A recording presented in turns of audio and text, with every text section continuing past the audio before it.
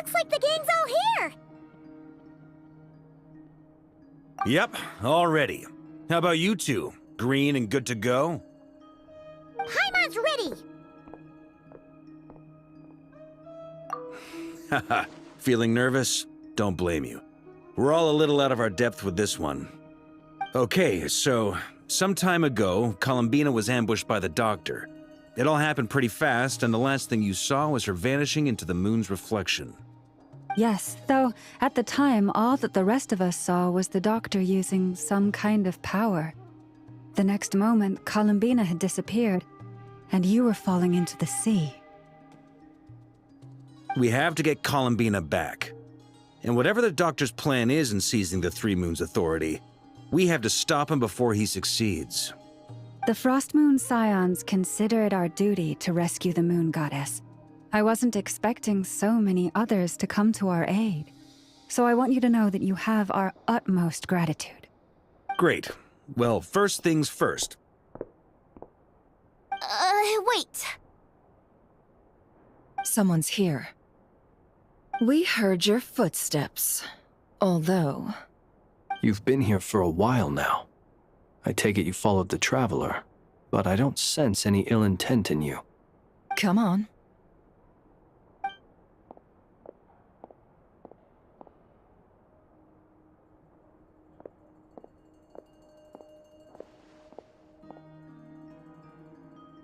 I figured it wouldn't take you long to notice me. I come bearing news from my lady, the Knave. Dottore went through the motions of returning to Snezhnaya, but it was obviously a facade. However, he has not returned to the Kuvaki Experimental Design Bureau, nor has he made an appearance in Nasha Town. Well, in that case, he'll be in his lab way up north. I always wondered why he applied for his own private pad. He was planning this all along. Tell them that Sandrone and I will go on ahead. If they still intend to pursue this matter, they should meet us at the research center in the northern tip of Nodcry.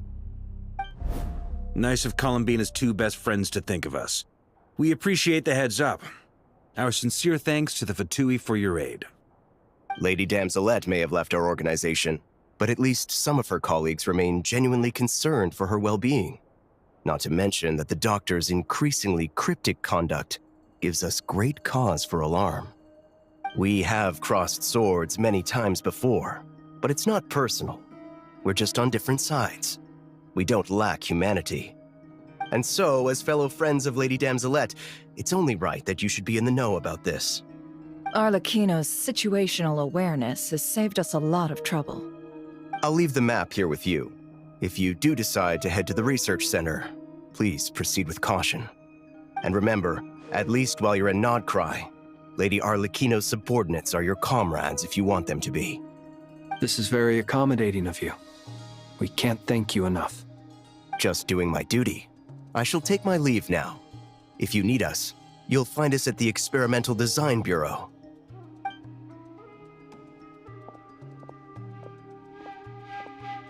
So, the Doctors left the Experimental Design Bureau and headed to some research center up north.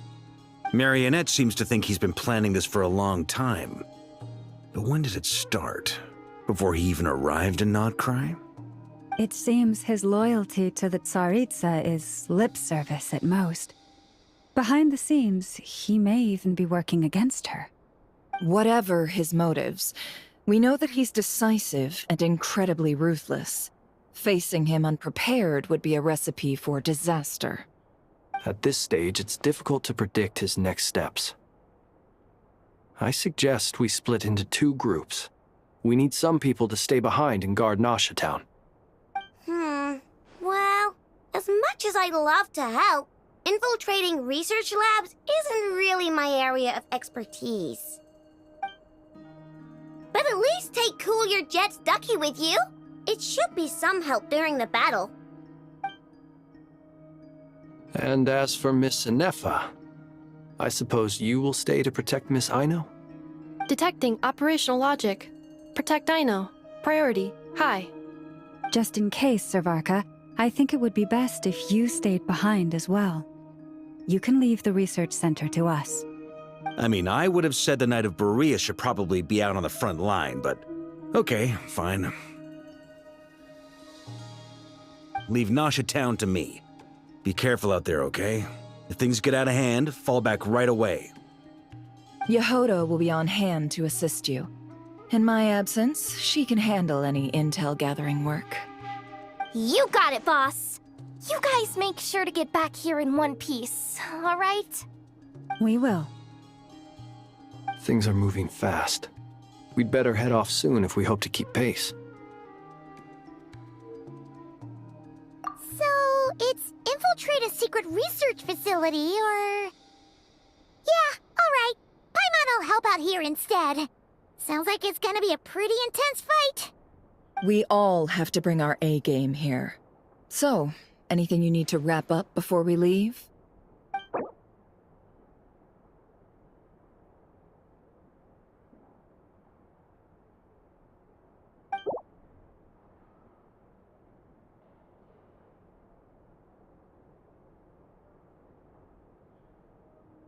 Then you'd better get going. Very well.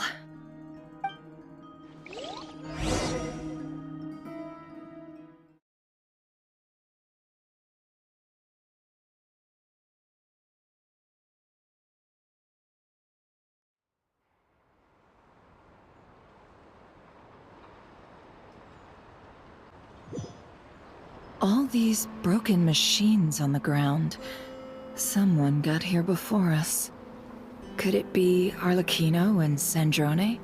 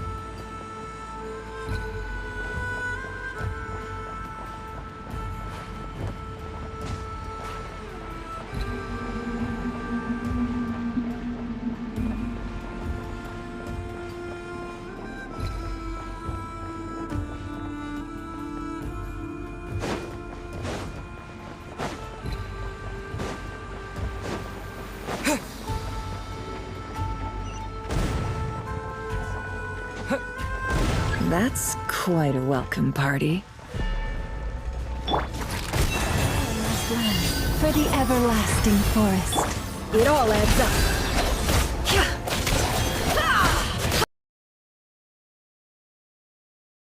Seek within.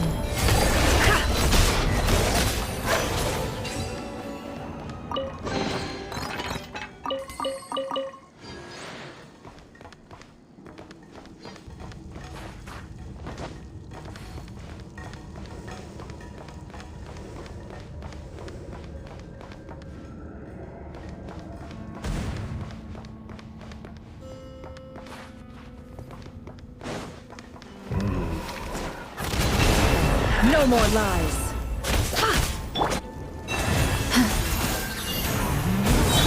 Be silent. Close your eyes.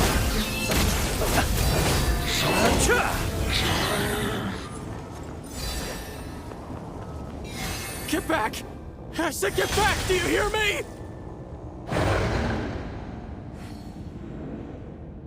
Why isn't it working? No! Don't come any closer! Don't!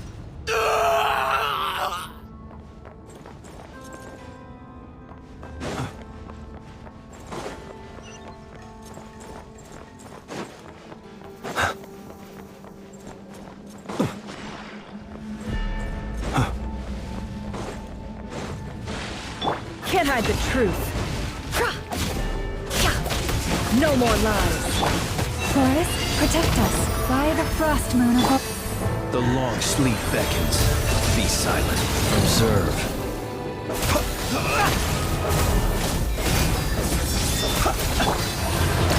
Wipe out!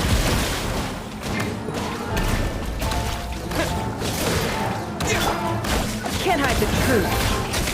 You poor souls.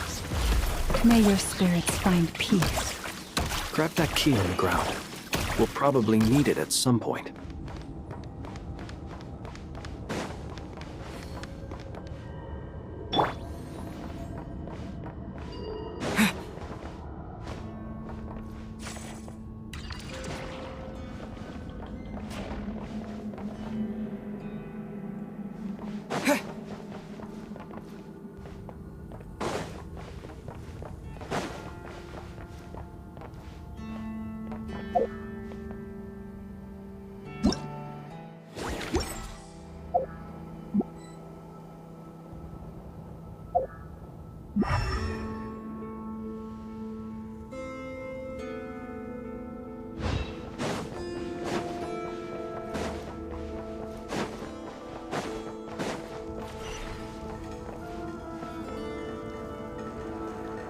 Watch out. There's no way through. Let's go around.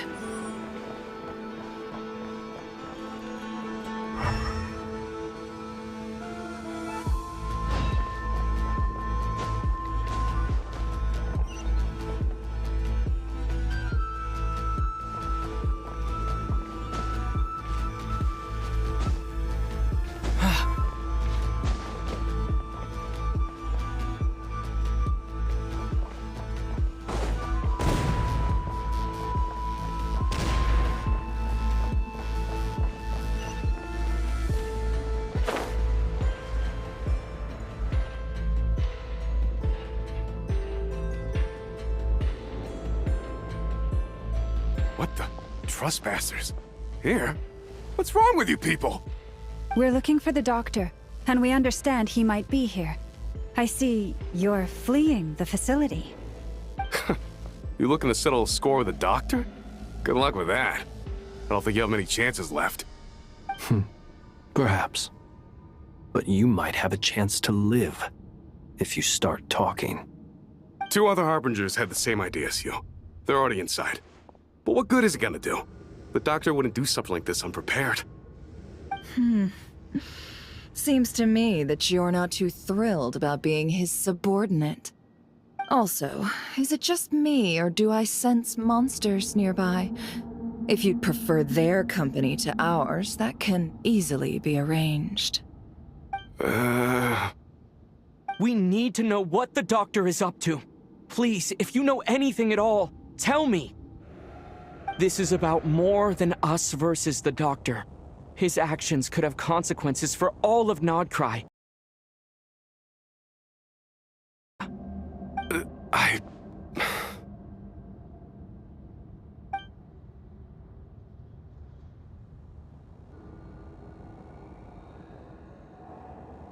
He's building something.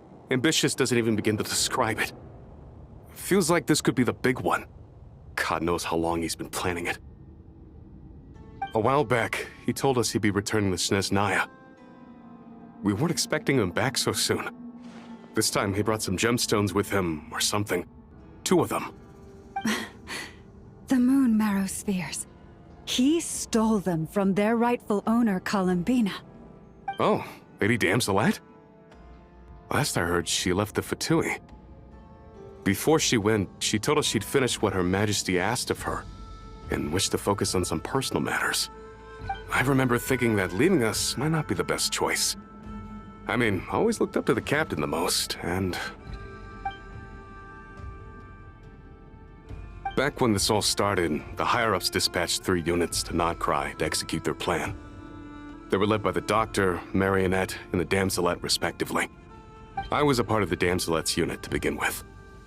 She never really interacted with us much. In fact, she seemed sort of detached from everything. Not because she was distracted, just felt like she was indifferent to the world around her. Like she had no stake in anything that happened. She always seemed like she was staring off into the distance. Almost as if she didn't see anything worth living for in the present, so she had to look further afield. That's right. She always used to stare up at the sky. The Doctor used to stand nearby and watch her. Apparently they got along well at first, but somewhere along the way, she grew wary of him. Started avoiding him as much as possible. After she left, everyone in our unit merged with the Doctor's. He's similarly indifferent to the world, except when it comes to the moons. He seems to have big plans for them. Right now, obtaining the 3 moons is his #1 priority. He even said, if he can only get his hands on 2 of them, he'll create a 3rd one himself. How would he create an artificial moon marrow? Maybe the knowledge he gained from the Hyperborean phantoms has something to do with it. Thank you for cooperating. We appreciate the level of detail. I get the sense that you'd serve under Columbina again if you had the chance. Would that be fair? No, she's no longer a Harbinger.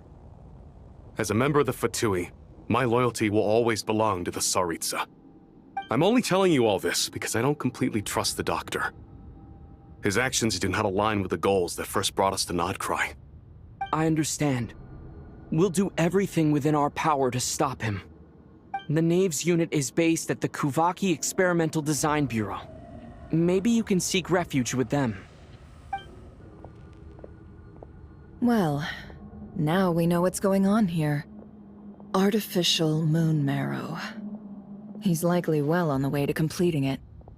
Dottore's technological capabilities are far more advanced than I thought. I fear this could get ugly. Everyone, prepare yourselves.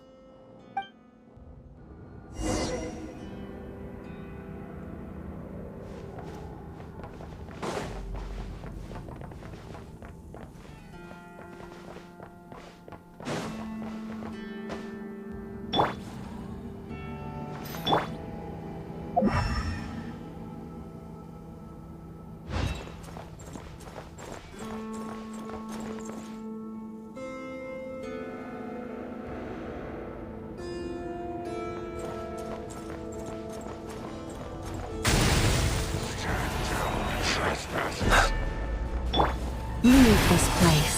With one heart, we pray. The deception ends here. No more lies. Go! Close your eyes. Do you fear the dark?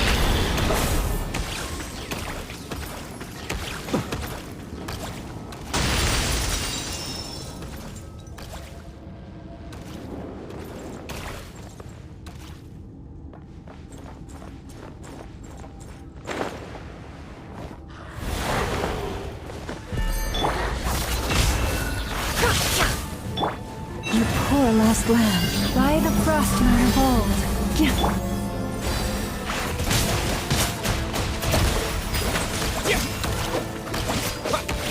The mystery unravels. Observe. To dust. Be silent.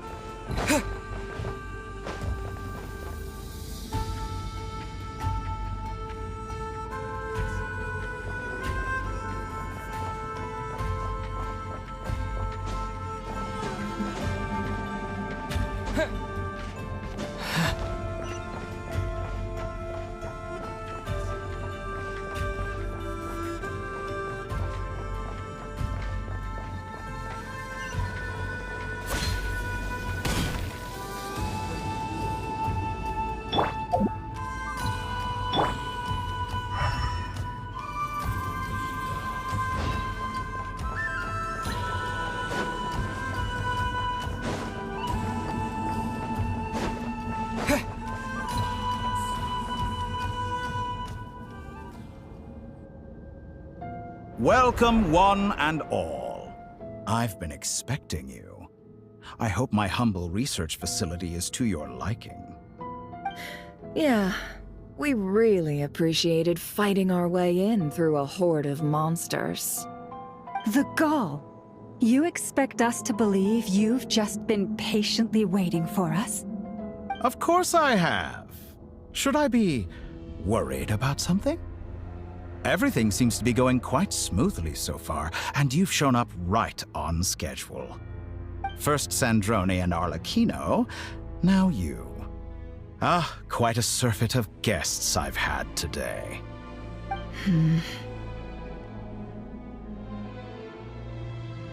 If you were looking for them, I should probably mention that Arlecchino disappeared as soon as she entered the facility.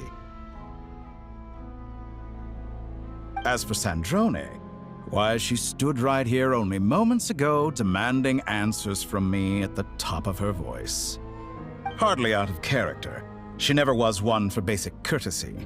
But I have to admit, I was a little surprised to see her showing concern for someone besides herself. Does everyone you associate with undergo such a change in temperament? Speaking as a researcher, I have to say, it is not a change for the better. It threatens one's ability to remain objective. Well, since you ask... So you've got your hands on the moon marrow, and now you're claiming godhood.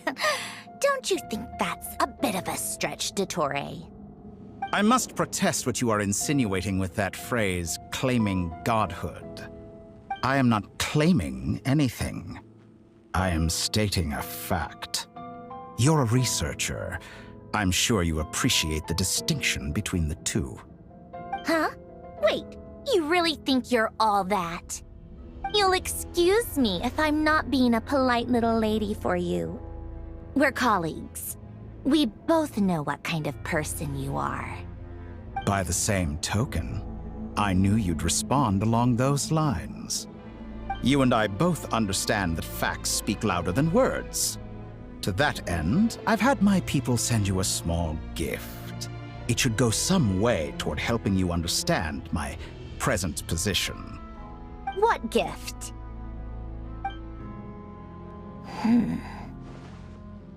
Where have all your troops gone? Who knows? Perhaps they are already marching toward a new world, following in the footsteps of an unknown god. As vulgar and arrogant as you may be, dear Sandrone, I have no intention of taking out my displeasure on your subordinates. They will enjoy equal rights to my own. You sent your people to the Experimental Design Bureau?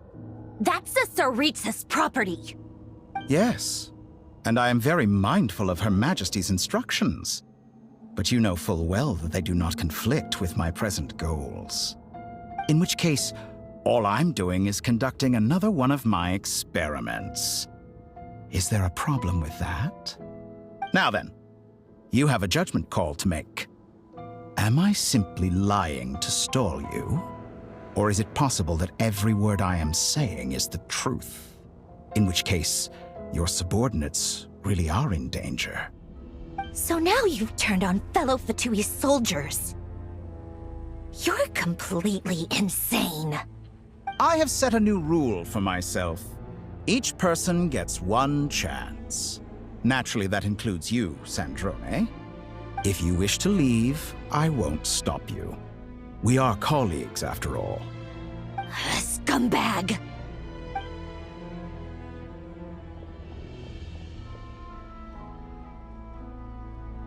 Still, I hadn't counted on Sandrone sparing any thought for the people of this world. Shame. I always found her self-centeredness to be one of her few better qualities. How can she ever hope to achieve greatness when she's so obsessed with protecting her little design bureau? It's more than a little disingenuous to speak of achieving greatness while taking hostages. Or does honor no longer mean anything to you? Honor? I have the marrow of 2 moons in my possession and will soon complete the construction of a 3rd. I will be the god of a new world. And you speak to me of honor? How charmingly naive. Those are sacred relics. You do not deserve them. In my view, many in this world do not deserve to be alive. And yet, I mercifully permit them to go on living, do I not? You'll come to regret your actions. Will I now? Let's see if you can make me.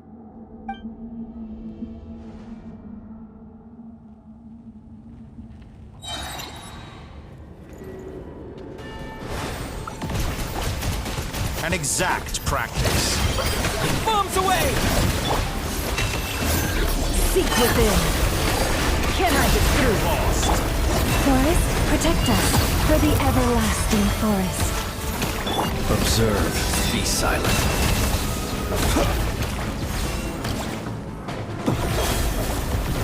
Close your eyes.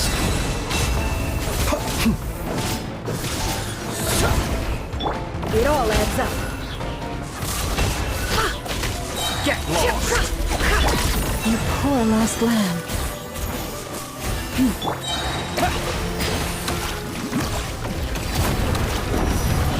Arlecchino. Thanks for the assistance. Arlecchino. They see you as an ally. What a farce. You're clearly here to destroy my research, not me. I'd say your research is more valuable than your life. Am I wrong? Shatter like a reflection. Your actions betray your fear of me. Observe. Do you fear the dark? Be silent. Is that the best you can do? Can't hide the truth. Your actions within. betray your fear of me. Close your eyes. It all adds up.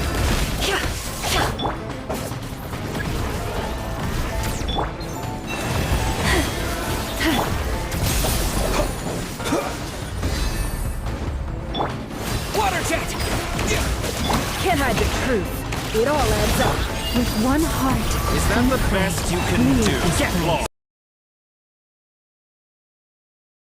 Transfixed!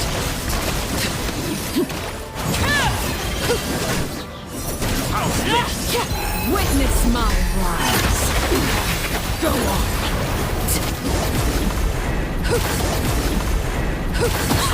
The deception ends here. Lost lamb, by the frost moon of old. Be silent. Close your eyes. How disappointing. Dottore is too powerful with the artificial moon marrow in his arsenal. Fighting him is futile. Quickly! How's this?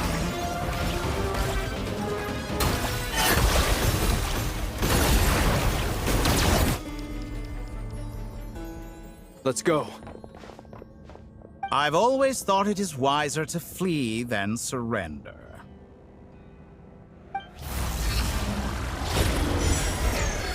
Watch out! What the? Forget about me! You should... Where's the Traveler?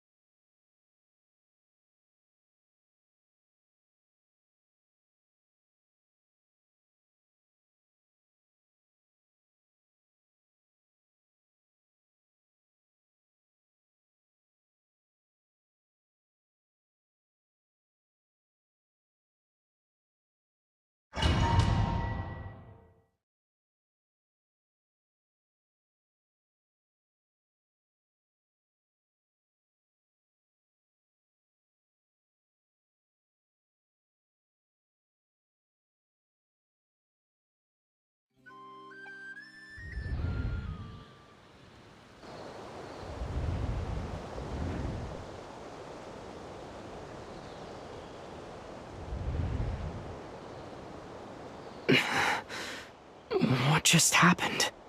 Nasha Town? How did I get here? Strange. I remember being trapped by Dottore during the battle. And now all of a sudden, I'm here. Something weird is going on. I guess I'll start by exploring the area. Huh? Traveler? What brings you here at this hour? Huh? What are you in the mood for today? A hot dog? Or something else? We've got some special discounts at the moment. Want to see the menu? Sorry, I'm not hungry right now. Ah. Well, feel free to take a seat for now.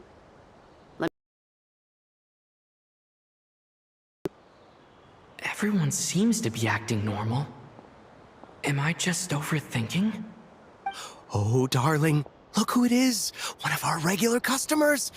Get the traveler something to eat, would you, dear? Wait, why is he talking like that? Well, I'd love to, but can't serve a customer unless they order something. Anyway, I take it your business is wrapped up? Yes, thankfully. It was a long trip, and it's left me feeling pretty exhausted. But the upshot is, I won't have to leave again for a good while. We can have some quality time to ourselves. Wait, these two are a couple?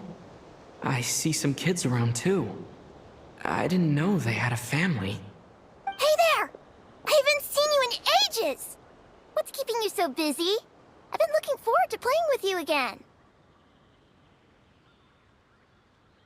You forgot already? You're silly.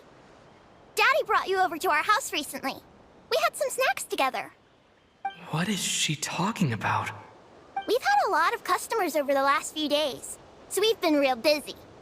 And like my mom always says, some people are more than just customers. They're friends. Oh, another customer's arrived. I better go see what they want. This is all wrong. I never once heard the owner of this restaurant talk about their family. It certainly isn't a family-run business. And that child? I don't recognize her at all. Could this be a false memory? Very good. I knew you had it in you.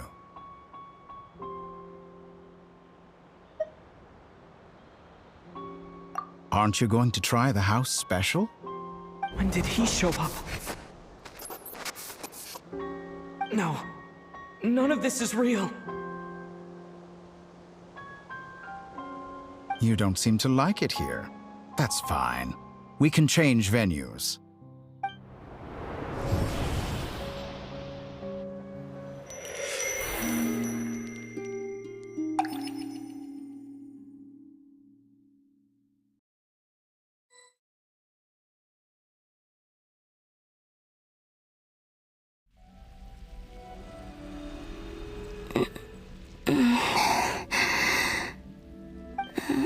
I'm still alive. Where is this place? It took all my strength to open the moon gate, and then I leapt into it. So this is the moon's reflection? The mysterious realm beyond the gate?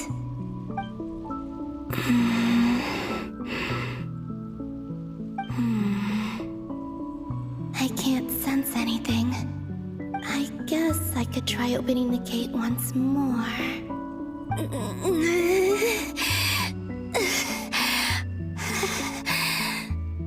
No response. Maybe this space can't be opened from inside. If this was the space that killed both Revier and his lover, then why am I unscathed? Or... no, I'm not unscathed. Even the air here feels frozen in place.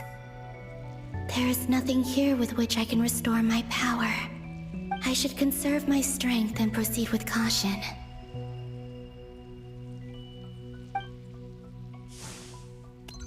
I don't believe Dottori's scheming will stop just because I escaped.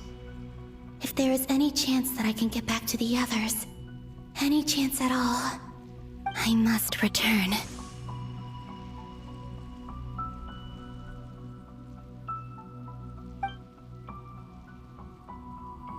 Emptiness. Silence. What is this place? Or maybe the real question is, what is it for? What's this? Looks like it responds to my power.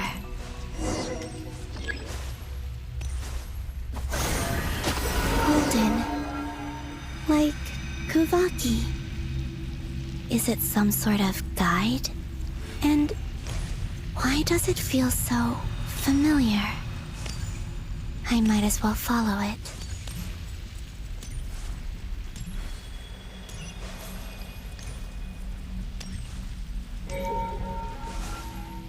Where does this lead? Could it be the exit?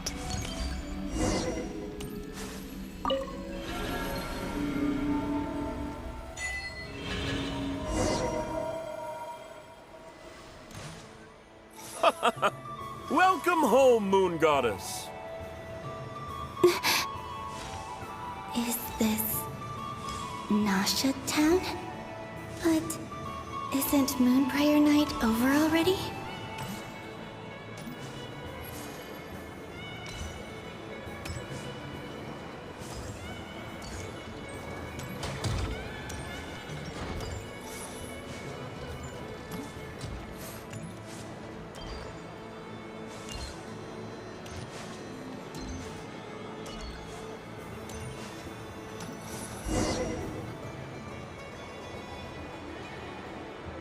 Goodbye for now, Columbina. I hope you have a wonderful night.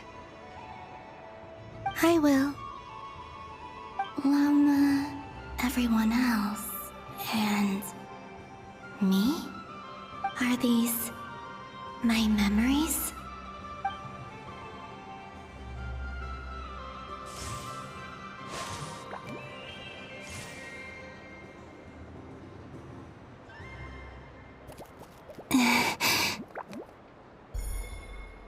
I can't touch them.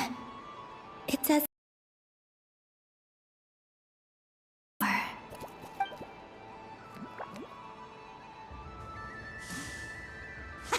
Over here! Over here!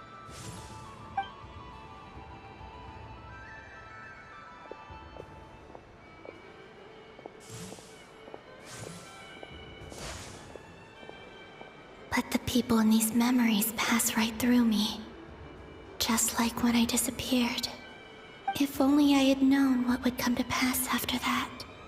Even so, I should still take a look around.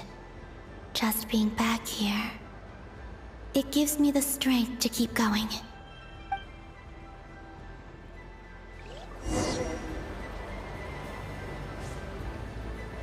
Welcome home, Moon Goddess. Oh, you're the genuine article. Alice was right. This Moon Prayer Night was worth watching after all. Oh? Yes.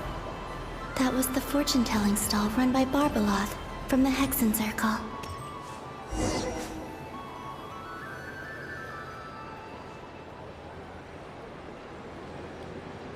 Please, draw the first lunar arcana. This represents destiny and is the foundation for the divination as a whole.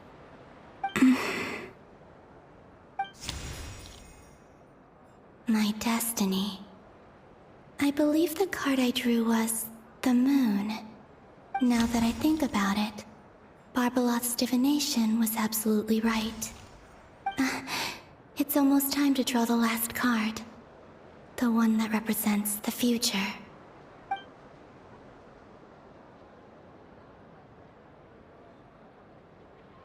That was the card that popped out on its own. From here, I think.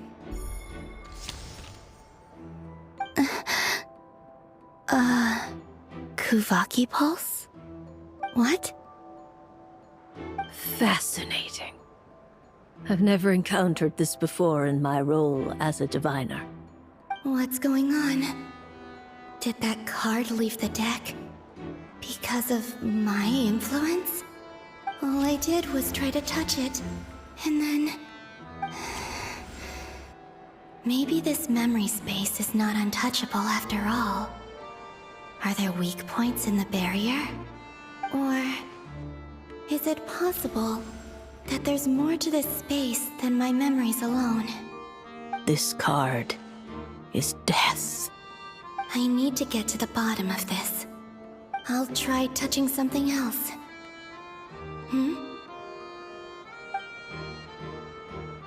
Is this... the wind? No, it's gravity. It's pulling me outwards. No, Traveler!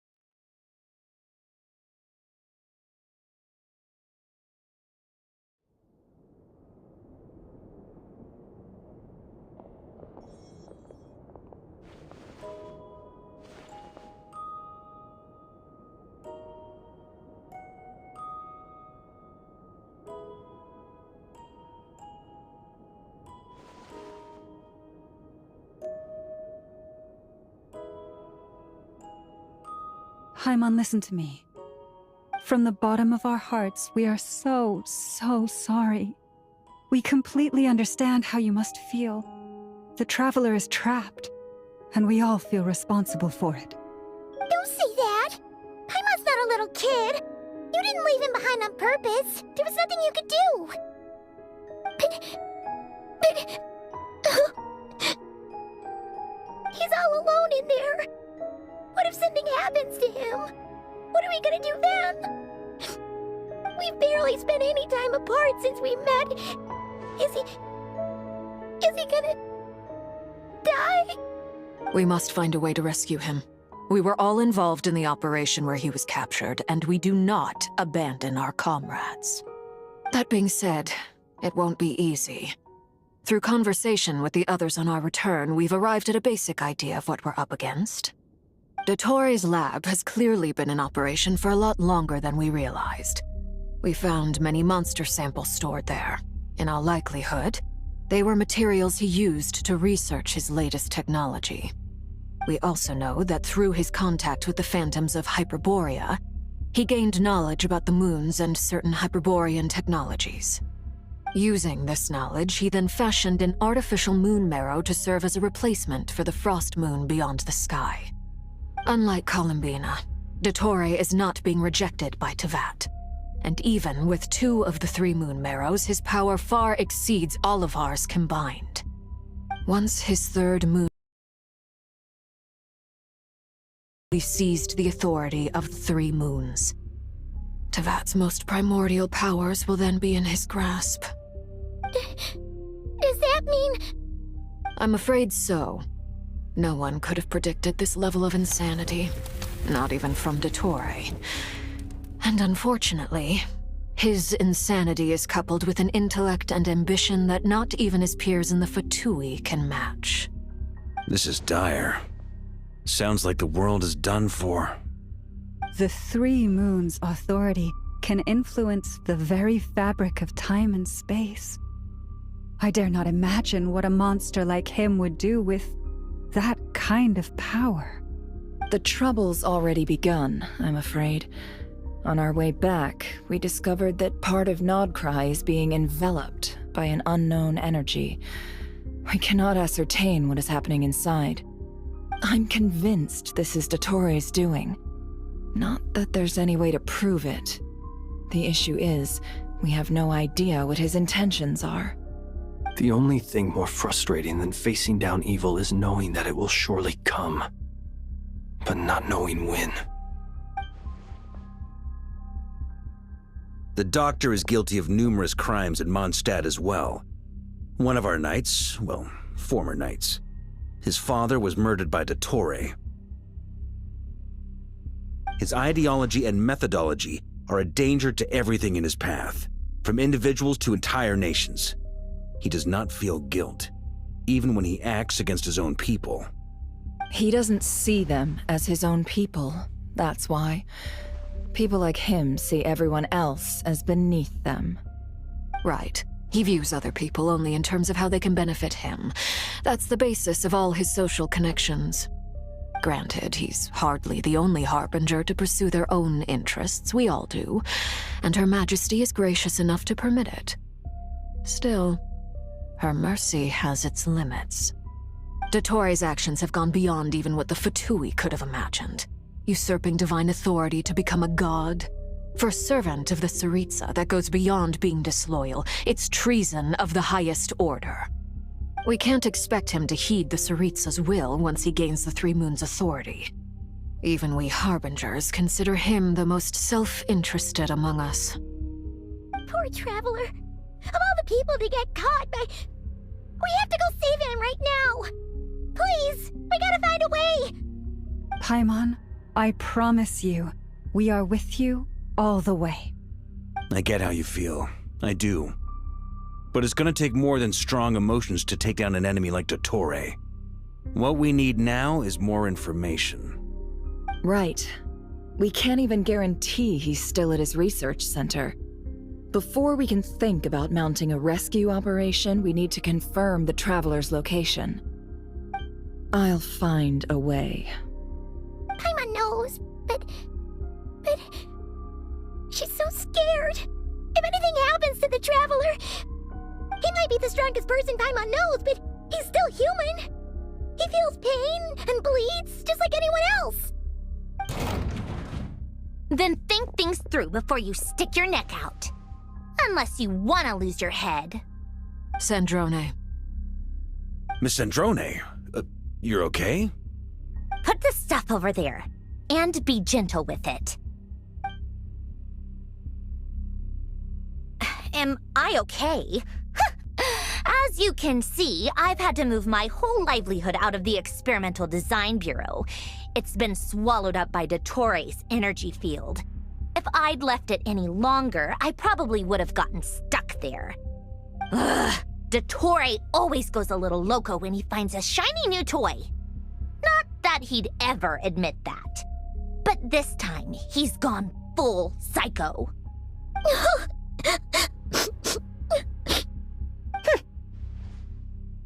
Just go ahead and cry already. Sorry. Paimon's not trying to make it seem. It's just... She can't. Oh, Paimon. Let it all out. There's no shame in it. When you're overwhelmed by fear and despair, crying can help get it out of your system. You'll feel better for it. Okay then, while the baby of the group is having a moment, how about the grown-ups get to work? Give me your hand. You've made a discovery? Polonia, scan.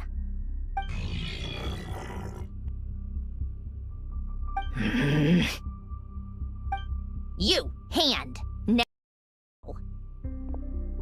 Oh, I thought you'd never ask, my lady.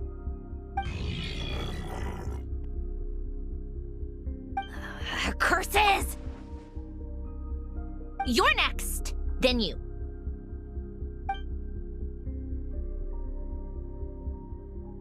Dottore, you son of a... He's done something to us! Everyone who entered his research center has been implanted with some sort of curse.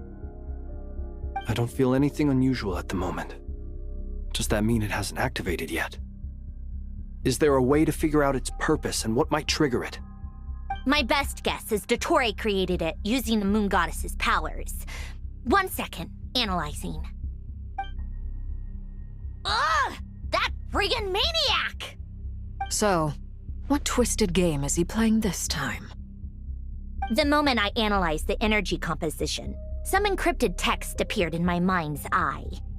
And when I deciphered it according to the Fatui standard encryption protocol, I got the following message. Feel free to run, or you will perish in Nod Cry. He's mocking us. Yep, he loves to toy with people. Only in this case, there might be more to it. But I didn't detect any murderous intent or malice either in the message or the curse's energy. As if this is him at his least malicious. Or perhaps all people are cowards in his eyes. Maybe he thinks the threat alone will be effective. What a despicable person. And he has the Traveler in his grasp. If I may, as unhinged as Dottore may be, he has always exercised great patience with the objects of his interest. I remember a comment he made when we first arrived in Nodcry. He said, "This world is, on the whole, an exceedingly dull place. But at least there are a few intriguing features, such as the gods, or the Traveler. Presumably, they interest him because they're unknown quantities. He wants to understand as much as he can about them." Agreed. The Traveler is Tevat's fourth descender. All Harbingers are aware of this. Since Dottore took such pains to capture the Traveler, he is unlikely to kill him right away. Okay, but we still have to do that rescue operation. Of course. I also think we need to read between the lines with Dottore's message. If he's encouraging us to run, that means we mustn't leave Nodcry under any circumstances. My guess is, his curse will only trigger if we leave.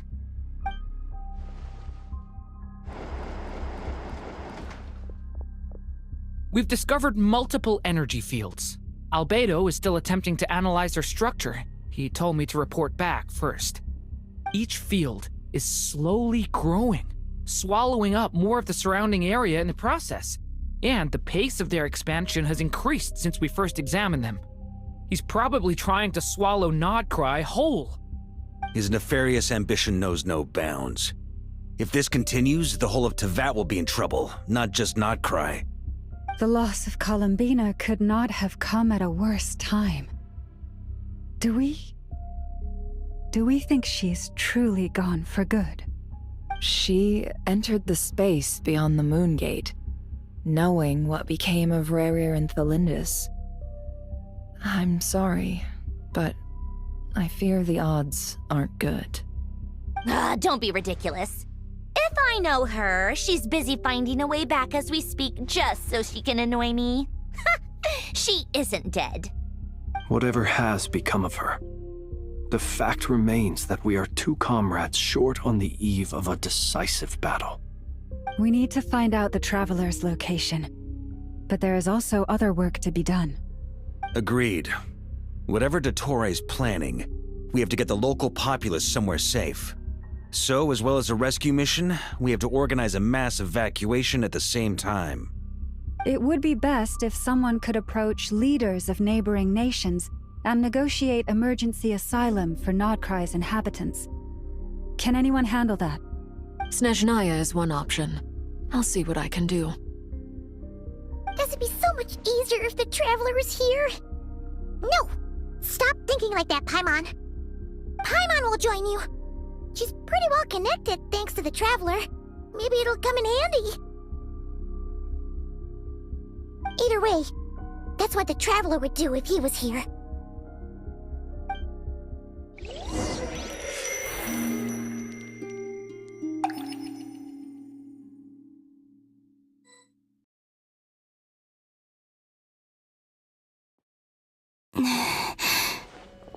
Back here again. That gravitational force that pulled me back. Is this where it came from? When I saw that memory of Moon Prayer Night, I think I influenced reality. Was it just a coincidence? Or... if only I could have sent the others some kind of warning on Moon Prayer Night. Maybe we could have stopped Dottore. I feel... so heavy. Does entering that space consume a lot of energy? Well, even so, I have to keep moving forward. Back to emptiness and silence again. I should try and find my way back inside that memory.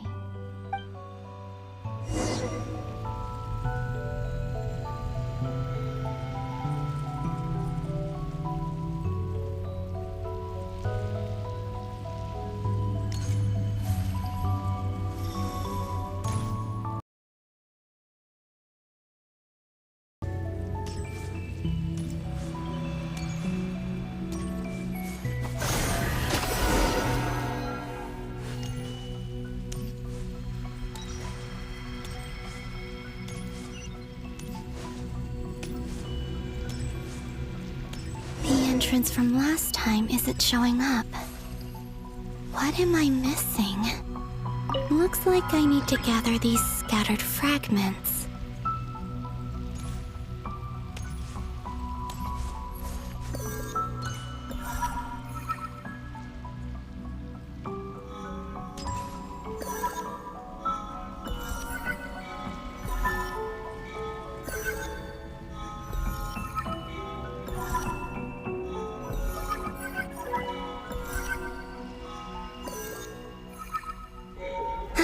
It worked!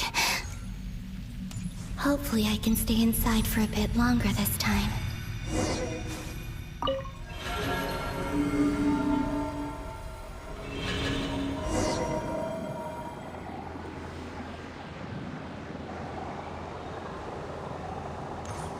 Ad Astra Abyssosk. Welcome to the Adventurers Guild. What? This doesn't look like Moonprayer Night. Extra, extra! Latest issue of the Nasha Express! I don't think I've ever been here. Maybe this space isn't comprised of my memories after all. There aren't any festive decorations around. Is this Nasha Town after Moonprayer Night ended?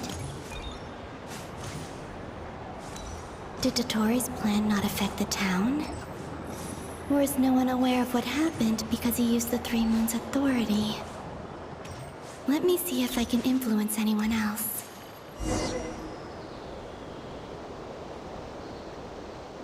So, what do we do next? Wait, that voice. Paimon? The most important thing right now is to find that mage. Lauma the Traveler and Mr. Varga are here too. I'd better go pay the Fatui a visit. Traveler!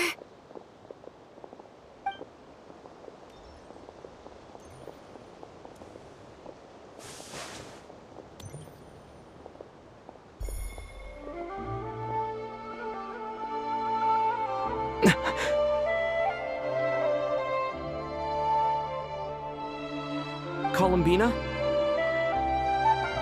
I made contact. It's me, Columbina. Huh?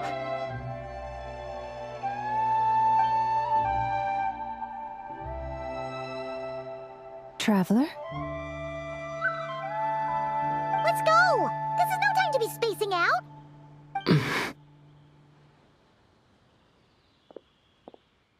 Huh? Wait a moment.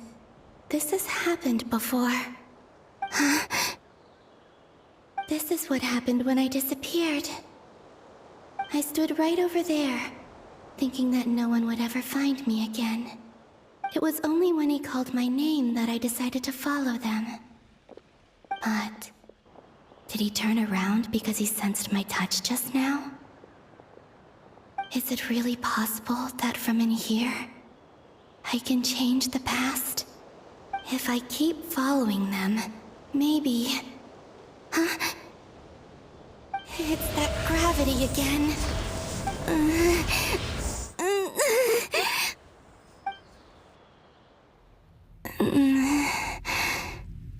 Every time I influence reality within that space, this force intervenes and pulls me back. It's as if it's trying to stop me from leaving.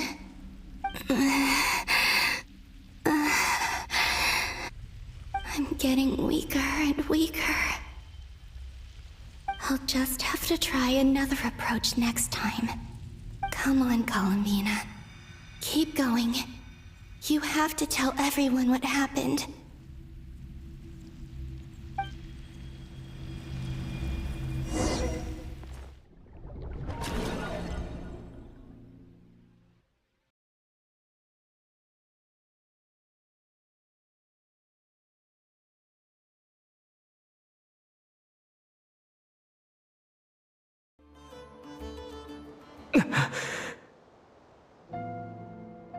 Suddenly, I've been plunged into darkness. Alone. It feels strange. as if something has grabbed hold of me. Is Torre now powerful enough to interfere with space itself? Look at you, standing so still in total silence. I almost didn't recognize you. Hello there, traveler. He seems to be in a good mood. Wait, what's that behind him? Ah, so you noticed.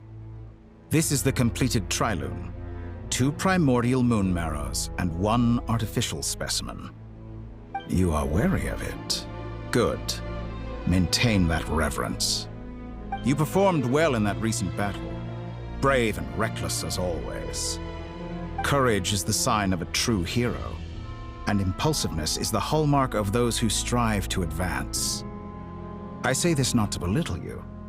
Most creatures are far more timid by comparison. 3 moon marrows? Does that mean the artificial one is now complete too? Well spotted. What do you think? For a replica I built myself, I dare say it looks the part. Torre, are you planting illusions in my mind? I have no interest in fooling your eyes. On the contrary, I hope to show you the true essence of all that you see before you.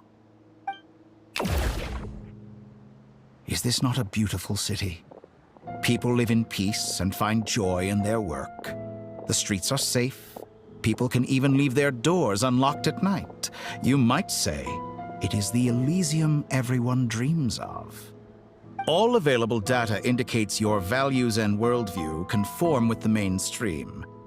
This kind of society should be quite to your taste. False beauty is deceitful. Lies are to no one's taste. I wonder, is it your moral standards that are too high? Or your expectations of reality? Answer me this. If someone existed in a sweet dream from the moment they were born, a dream in which they never once felt pain, which do you think they would consider superior? The dream or the reality? That's pure sophistry. It has nothing to do with your actions. As I suspected. You have yet to understand all of this for what it really is. Patient. Do you think the only reason I'm keeping you is because I want something from you? If it's not, then why haven't you killed me yet? No one can stop you if you're as powerful as a god. I'm delighted you recognize that fact. I believe we last squared off in Sumeru. Ah, the memories. How time flies. You and I have both grown. I'm not surprised that Arlecchino and Sandrone worked with you. You've always a way of slowly but surely ingratiating yourself with all levels of society. People laud you as a hero, but I suspect there's more to it than that. Oh, but to be clear, I don't say that to flatter you. Do you always give your opponent an appraisal before you deal the final blow? Call it a long-time habit. I'm a researcher, and one of my duties is to give an objective assessment of my subjects. But you misunderstand. We are not opponents. Not at this moment. I just want to talk.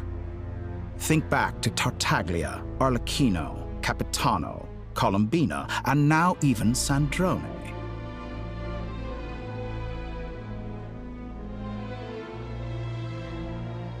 You've worked with each of them in the past. I believe you can work with me as well. What makes you so sure? Well, why not? Should the good associate only with the good and the bad befriend only the bad? I like to think we could have a more mature relationship than that. Surely you don't think all your relationships are grounded in friendship or shared ideals? People come together because it benefits them to do so. If you think of the people you admire, you must surely admit that they have provided some benefit to you. Morality, ambition, dreams. People have plenty of words to embellish the nature of their relationships. But once you break free from those ethical frameworks, you will see that the only thing connecting the two of you is mutual benefit. And that is what I'd like to talk to you about. We're finally getting into it. He's probably been planning to kidnap me for a long time now. But for what exactly? He has the authority of all 3 moons. I won't be able to gain the upper hand in a fight. Best if I pretend that I'm willing to negotiate for now. You say you're a god, but you also speak of mutual benefit. What could a god want that the 3 moons cannot provide? Excellent question. But before I answer, I would ask you the same thing. Gaining Columbina's allegiance was a rare and extraordinary feat. But the Moon Marrows are now in my hands, and I have the edge over her.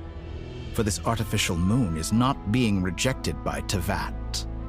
Her identity and lineage may have been a thing of glory in the old world, but they were also shackles that prevented her from ever integrating into Tevat.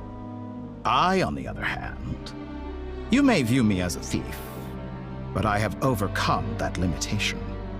So what is it that the 3 moons cannot grant you? What stops you from negotiating with me to get what you want? I don't make deals with lying psychopaths. That's quite an accusation. Are you expecting me to get angry with you? Well, this is one aspect in which my personal growth has served me well. In the past, my less mature self might have been disappointed, perhaps even angry, over a small setback like this. Like when you and Lesser Lord Kusanali joined forces to oppose me, for example. But things are different now. Just as the rich do not quibble with the poor, I no longer find myself perturbed by these trivial affairs.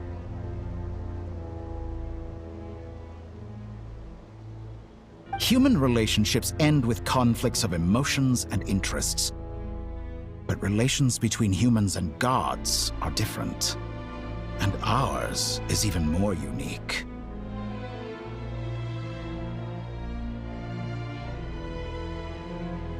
I have ascended to the highest heights and laid claim to unprecedented horizons. And you were no ordinary person to begin with.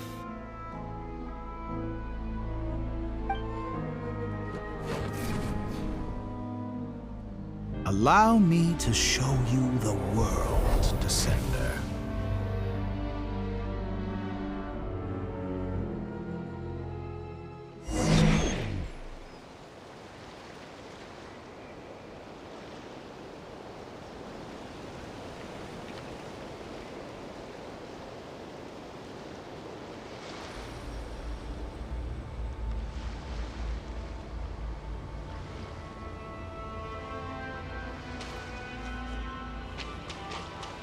Stand, walk, jump, sit, and lie down.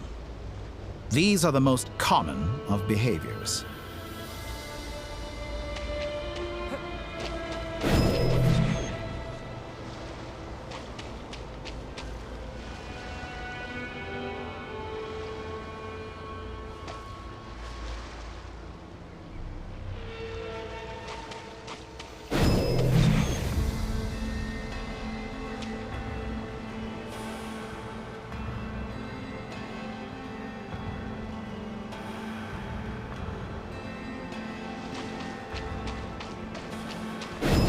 Have you ever wondered why we were born following such laws?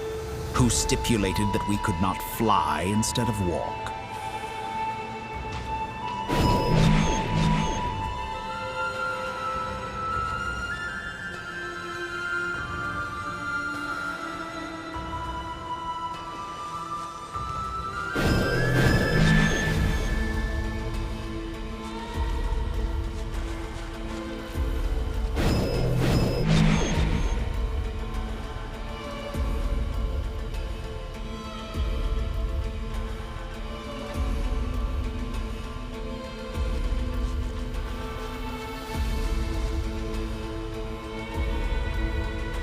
Someone of your talent and experience must surely know of the 4 great rulers who serve the heavenly principles.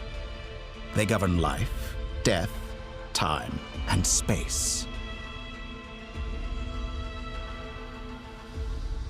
One wounded by a blade will die from blood loss or infection, and one who falls into a lake will drown in agony. The elderly wallow in solitude, and the solitary age faster. Eventually, new life is born, only to embark on the same path of suffering. These 4 divisions anchor the world and shackle those who live in it. But they themselves transcend its boundaries, squandering the power bestowed by the heavens. All who live yearn for equality, but unless the gods prostrate themselves and profess that they are mere servants of the living, equality can never exist.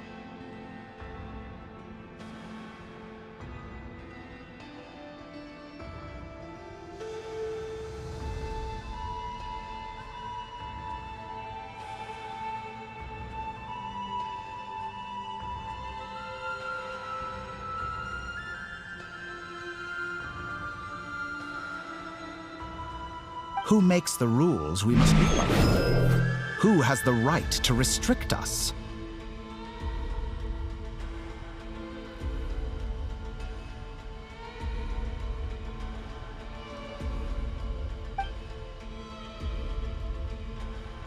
The limits of the body can be rejected.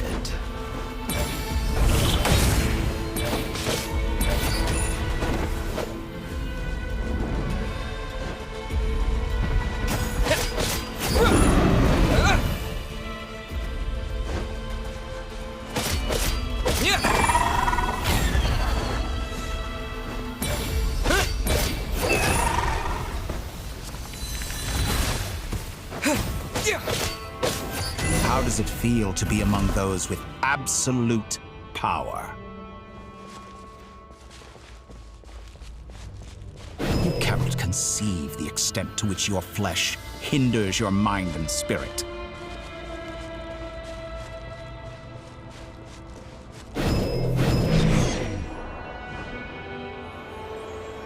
Only by discarding our useless, primitive eyes can we perceive a new world.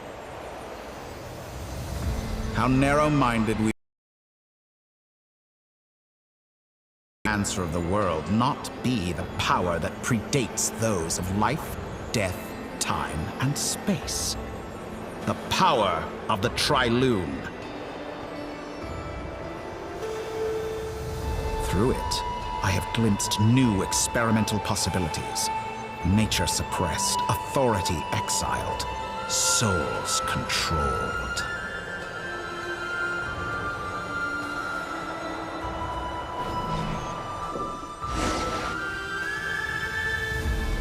You know, I heard recently that a group of critics reviewed countless stories and drew an interesting conclusion.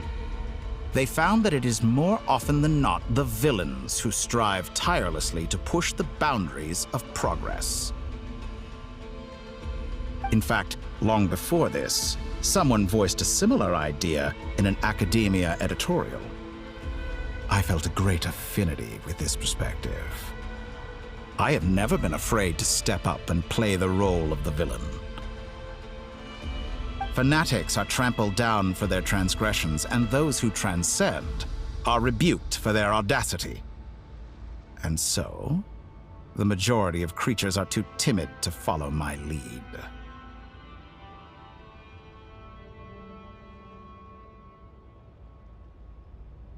But all sacrifices made during my experiments have been worthwhile, as you can now see.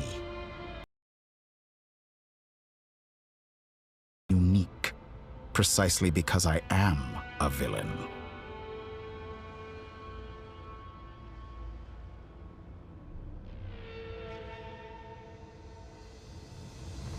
Think about it. We are eternally bound through mutual interest.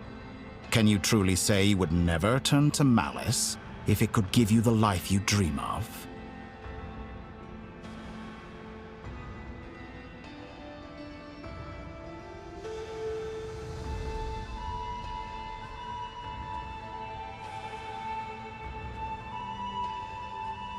After all, what value do perfection and purity really have?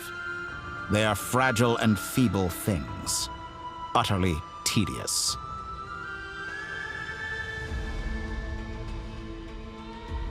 I say, better to be governed by a flawed humanity than a gnosis. The true seeker of knowledge is the villain who undergoes countless tribulations in pursuit of their goal. I'm sure many people have told you that you're different. Because I'm a descender? Exactly. Very clever. But what has that got to do with you?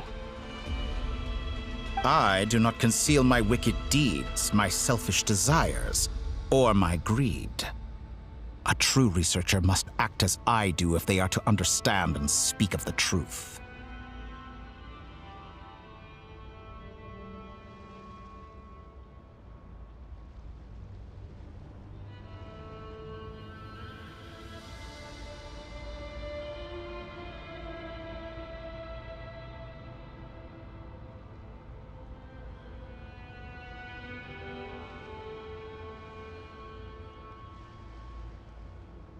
And yet, a knowledge seeker like myself will inevitably grow tired of studying Tevat beyond a point. You have traveled to all corners of the world and met many people. Along the way, there have been moments when you were misunderstood or even became a wanted criminal. And all the while, you have spent your days doing some of the most mundane jobs in the world.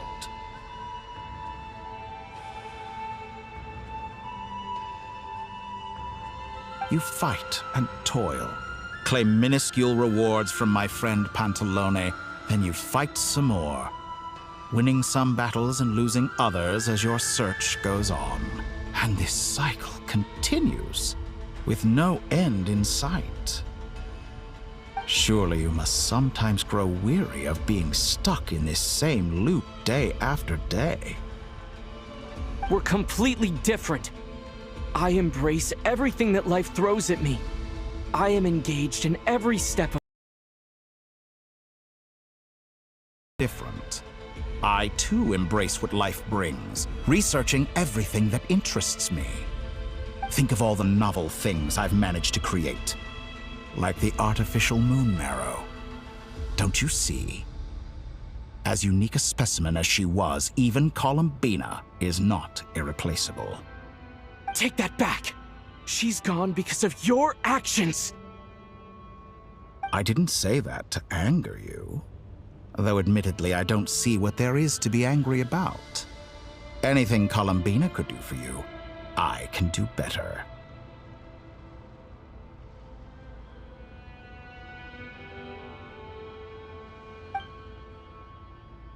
I know what your ultimate goal is.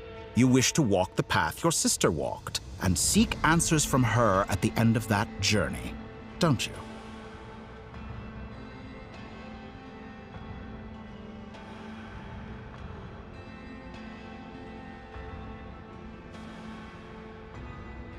Someone like you could never understand what it feels like to care about another person the way I care about her.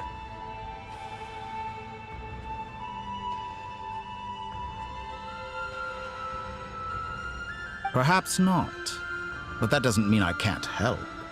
I could find your sister right now, bring her before you, and make her give you the answers you seek.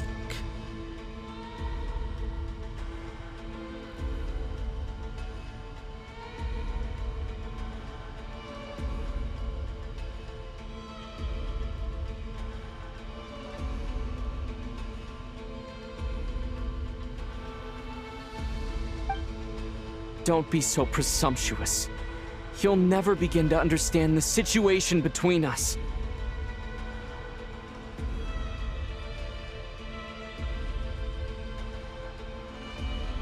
Oh, no. This is no presumption. I'm only offering what I know is possible with the power of the Trilune.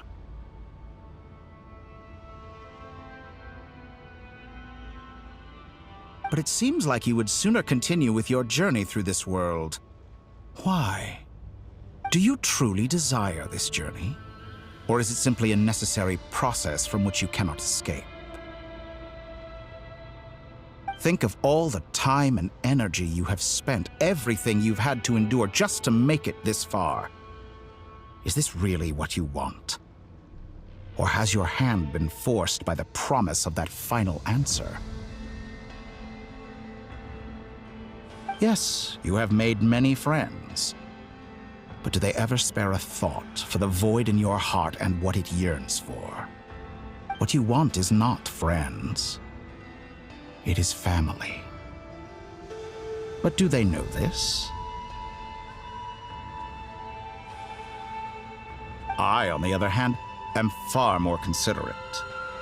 Join my experiment, and in return, I will bring your meaningless journey and all its struggles to an end.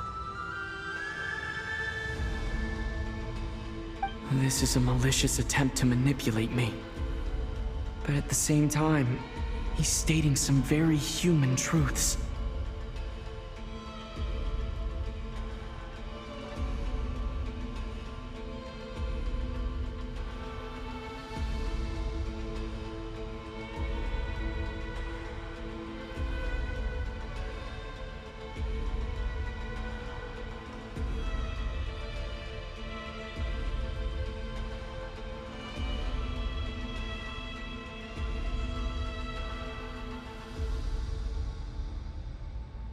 Of course he's right about my predicament. How can I deny it? I have faced ungrateful strangers, never-ending troubles, an endless quest for answers. I want to see her. After everything I've been through, words can't describe how much I miss her. How much I want to be reunited with her. Wherever you are right now, do you miss me too?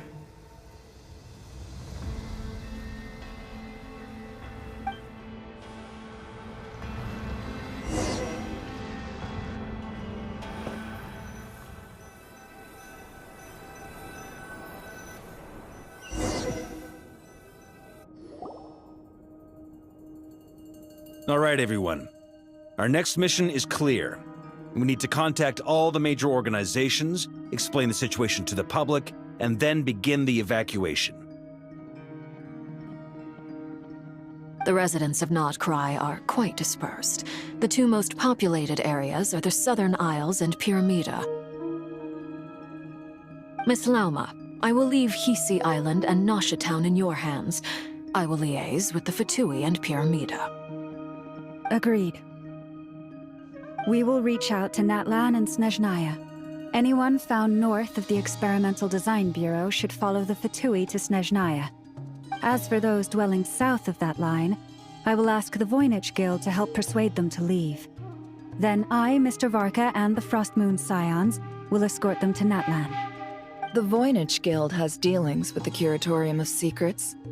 I will send them a letter vouching for your credibility. Yehoda, you should help Lauma. This is too big of a task for one person. My wish has come true. You're willingly lending me your most capable employee for the day. Well, good for you if all this only takes a day. Of course, if it takes any longer, I'll be charging a fee. Boss, wait! Don't I get a say in this? Oh, I'm sorry. Something to add, Yehoda? Well, no one's more important to me than you, boss. And remember how Lauma healed your eyes after that big battle? I think that's worth at least 2 or 3 days' work for the Frostmoon Scions. Are you completely incapable of acting in your own self-interest? Or do you simply devalue your own labor? Are you sure you don't want to come with us? Who will see to our other work if we're all busy evacuating residents?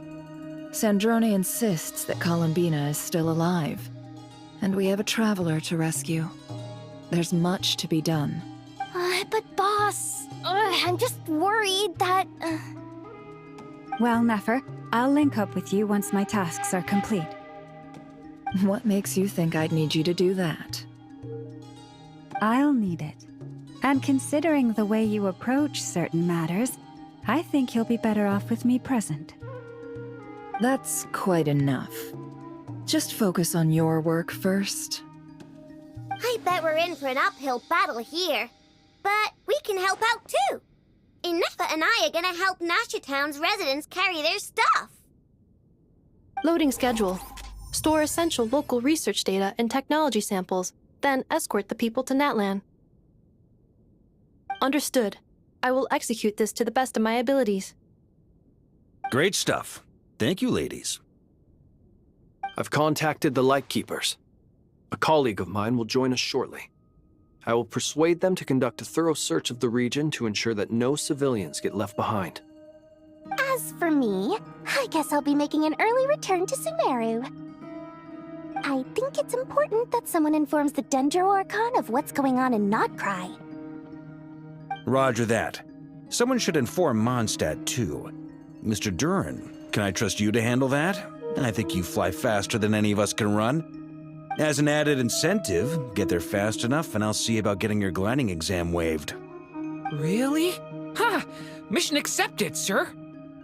I intend to stay behind and help Miss Sandrone with her research. She has some alchemy-related questions that she'd like me to explore. She recognizes your expertise, then. I wish you a fruitful collaboration. Thank you. In truth, I was surprised to hear her express an interest in subject matter outside of machines. I believe she has been investigating some Fontanian technology recently. She made a point of bringing the relevant materials with her when she left the Experimental Design Bureau. She's sorting through everything in her room as we speak. I should mention that we have one other friend who isn't present. He hasn't made his position in all of this clear. But if we know anything about him, he's likely investigating on his own. Paimon's been very quiet today.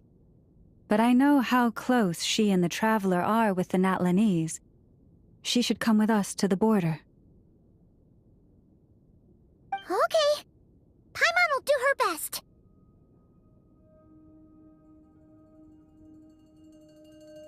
Make sure to heed Sandrone's warning.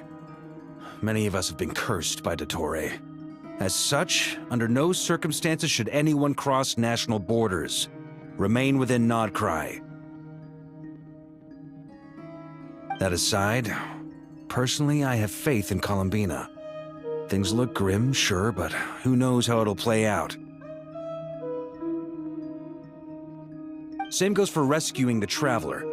Both of them are important allies and friends. We'll be counting on you to gather intel on them, Miss Nefer. Oh, wonderful. You're all here. That voice again! Nicole? Whoa, that was loud! And it came out of nowhere. So mysterious. Sorry, this is the only way I can speak to you all right now. Please accept my apology. Anyway, time is short. I'll cut to the chase. We're still facing quite a catastrophe here at the world's borders. Alice has roped in every Hexen Circle member she can get a hold of. Except for me. She told me I had to come and help you all out as a matter of urgency. I quote, "You love talking, don't you? Well, now it's finally your time to shine. Take these. Make sure the whole party gets one each. You'll be in charge of making sure everyone stays connected." Huh? Is this a Dodo communication device? Scanning. Unknown device. Analyzing. Unknown device. Conclusion. Cute. Affirmative. It is cute and good. I believe that I quite like it. This is no ordinary Dodo communication device. It's my very own special modified version, specifically... Sorry. I almost went off on another tangent there. Anyway, help yourselves. It will allow us to communicate over long distances within Nodcry. No more worrying about shuttling messages back and forth. What astounding technology. Am I right in assuming that it relies on your personal abilities to function, Miss Nicole? Yes, exactly. Right on cue, Albedo. I'd love to brag to you all about how it all works. But no, next time. Anyway, I'll be right with you all, serving as a communication hub. That's all from me. Head off as soon as you're ready. I'll be staying here to keep watch, and I'll be sending you my blessings.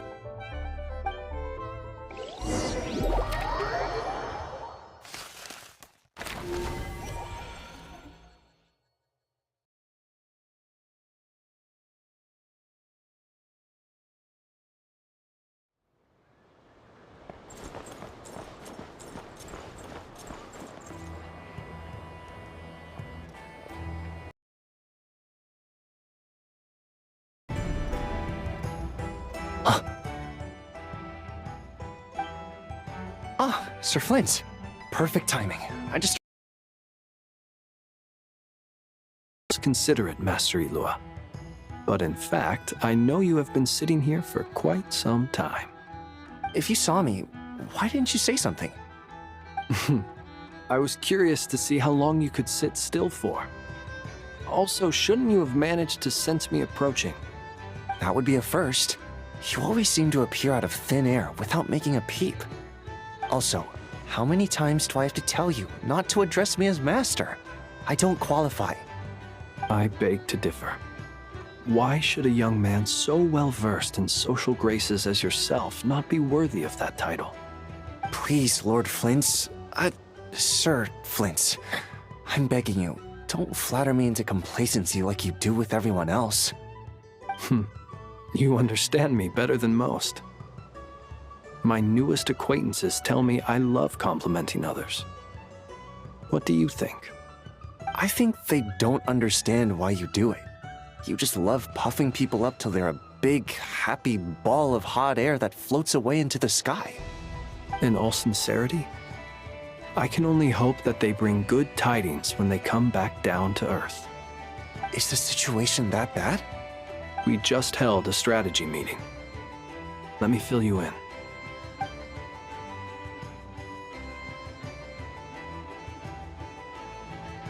In short, we need everyone gone from Pyramida.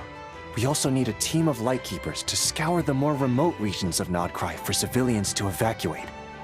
I only hope we have enough personnel. We do. Old Man Nikita will definitely help, and we can recall anyone out on patrol. I'm sure you and the others will make short work of this. Now, don't forget, once you've completed this task, make sure you and the rest of the team evacuate to either Snezhnaya or Natlan as well. Flint? If you've got something to say, Master Ilua, why not guess what I'm thinking right now? You mentioned that you have something else to deal with later. How difficult is it going to be? I know you're a Lightkeeper, and it's your duty to protect others in times of crisis. But I have a feeling that you'll be walking into grave danger. However bad things have gotten in the past, Nodcry has never faced a mass evacuation before. But from the sounds of it, you don't intend to come with us. I don't mean to pry, and it's probably none of my business. But whatever it is you're intending, you don't have to go through with it, you know. I've been afflicted with some sort of curse, and I'm told it may well trigger if I set foot outside of Nodcry. As such, I cannot leave. I have to act, if for no other reason than to fight this curse. What? No. Why? Why would anyone want to curse you? There are plenty of people out there willing to trample over others in pursuit of their own goals. Frankly, Sir Flint, I am furious. You're making light of what is an incredibly serious situation. Indeed I am. And? And what? I told you I'm furious about this. Nothing I can do about it, I'm afraid. Things happen, and we just have to deal with them. If you find yourself feeling angry, perhaps start by drinking a big glass of water. Hey, you mean you're completely unmoved by my anger? I'm devastated. Then allow me to express my sincerest regret. Come by the lighthouse sometime. We'll catch ourselves a few fish, have a little barbecue, play some cards, and bask in the sun. Maybe I need to spell this out.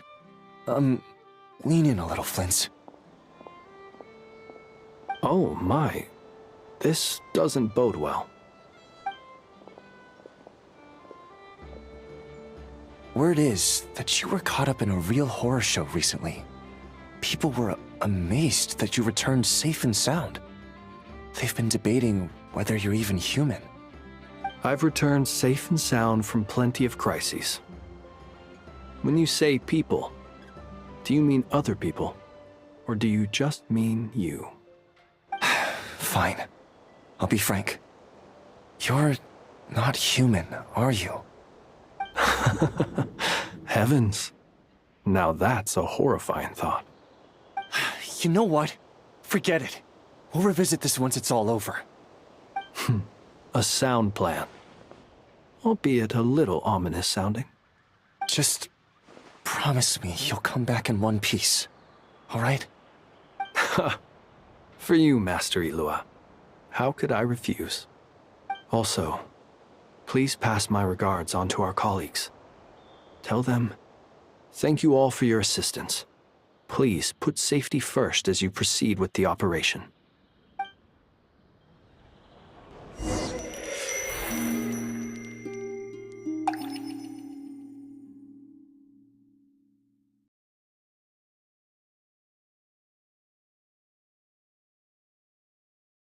I have to keep searching for a path toward reality.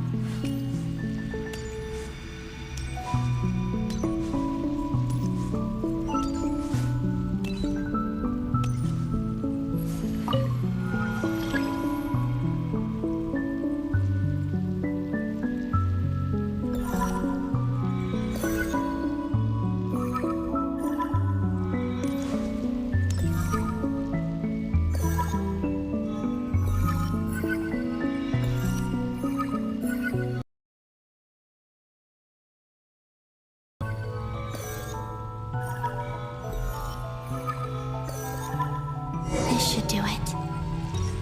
The last 2 times I tried to influence reality in this space, it consumed a lot of Kuvaki. I'll try and be more careful this time. I need to leave key clues behind using less power. I hope everyone still remembers what I said on Moon Prayer Night.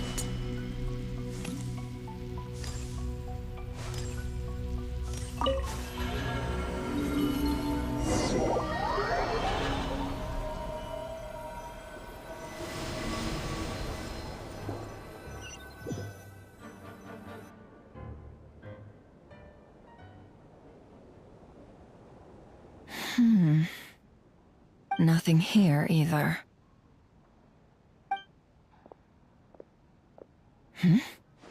Flint's? Ah, Miss Nefer. What are you doing here? Unless... I just spoke with Ilua about arrangements for the search and came for a walk nearby. As for you, why would... It appears we think along similar lines. And neither of us likes to accept things at face value.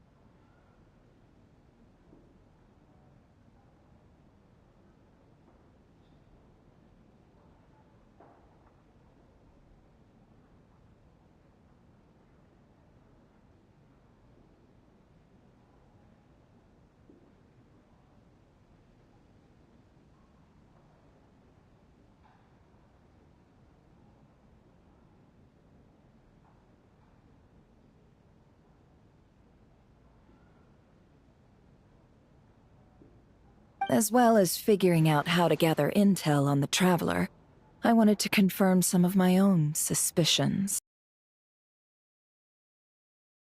Forced to bear against Ettore, even if we're only looking to rescue the Traveler. We can't leave anything to chance. You don't think Columbina perished either, do you? I'm merely considering the possibility that she survived, just as you are. How much can we really know about a deity like her anyway? Do you remember what she said on Moon Prayer Night? About using moonlight to send messages to us? Of course. I think that's why we're both here. Where have you checked so far? I've been... Mines. I checked most of Nasha Town, but didn't find anything. I checked the Curatorium of Secrets, and a few rooms where I thought I might find some leads. But no luck here either. The only places I haven't looked yet are the rooms in the flagship. But process of elimination isn't the only thing that brought me here. Oh, really? What's your other reason? After all that build-up, our mystery ally never showed up even once!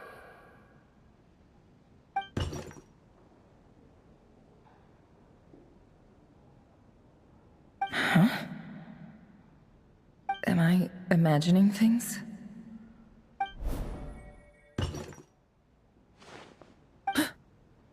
Come on, let's see what's going on. Oh no. I knocked over a vase as soon as hockey fluctuation when I entered the space. Although, it seems like I'm not about to be pulled away this time. It looks like as long as I'm careful with my actions, it doesn't count as influencing reality. Anyway, is this the flagship? The Traveler mentioned that's where he was staying. I only went into the lobby last time, so I've never actually been here before. How does this space work? If nothing else, I can now be sure that it is not simply memory. He mentioned where his room was. I think it's this one.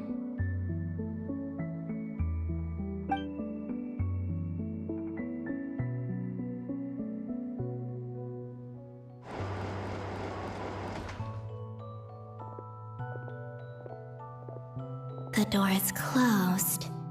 But if this is anything like when I disappeared, then maybe...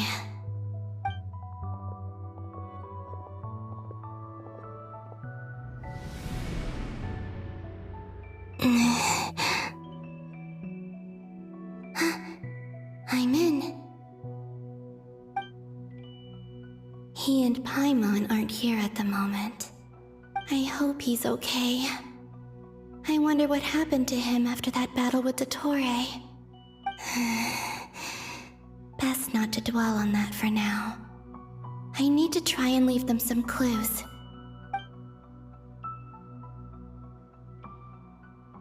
Please, Traveler. I really hope you find this.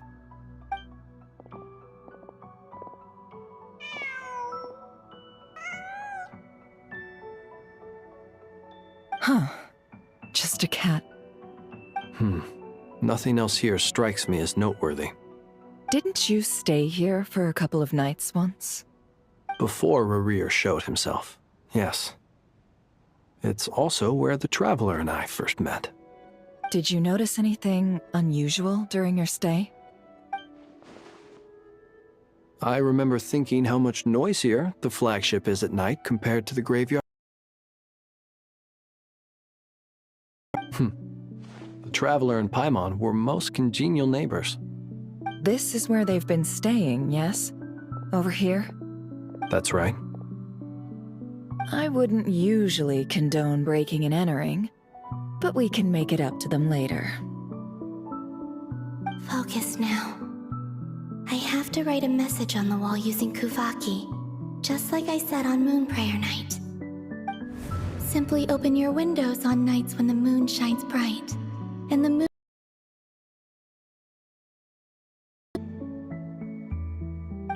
Here goes. I'll need to carefully control my strength.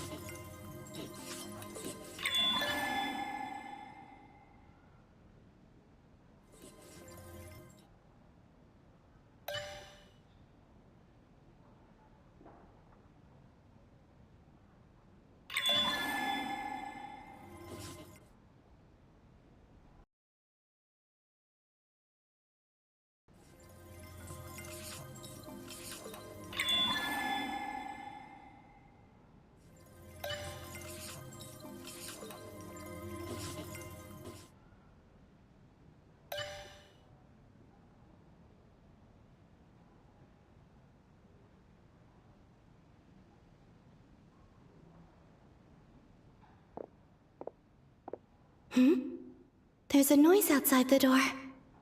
Is he back?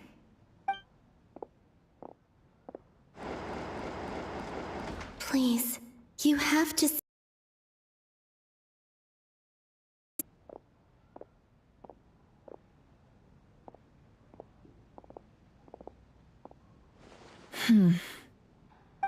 Well, do you sense anything?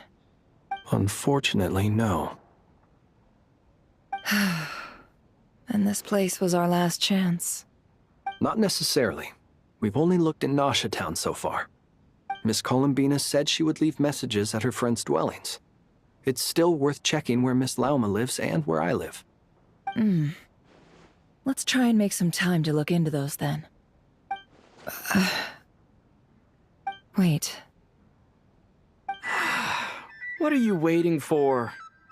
Oh, Paimon might have overeaten slightly. What's that look for? This is a victory feast. It's normal to eat a little more than usual. The Traveler in Paimon. It's really you. But... why are they talking about a victory feast? Huh. You worried Paimon sick while you were out there fighting Rare, so this is your chance to make it up to her, alright? Wait. So this is the night after the battle against Rare. How did I end up here? That's quite a long time ago now. Wait. Time. That's it. Every time I've entered reality within this space, it's been at an earlier point in time. Every one of those points has been before I fell into the moon's reflection. And everything I've done to affect reality really did happen in the past. Does this mean that, within the moon's reflection, time flows backwards? Starting from the moment I fell in? Not long till Moon Prayer Night now. It's gonna be even livelier than tonight. Although, it's gonna be sad saying goodbye to the Damselette. She seems like a really nice person. Paimon. No, I can't. Even if I make contact, they probably won't understand what's going on. And in any case, I'll likely get pulled away again if I do.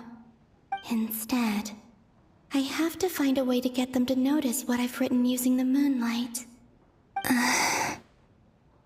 Wait, even I hadn't thought of doing that before Moon Prayer Night. They'd never conceive of that possibility.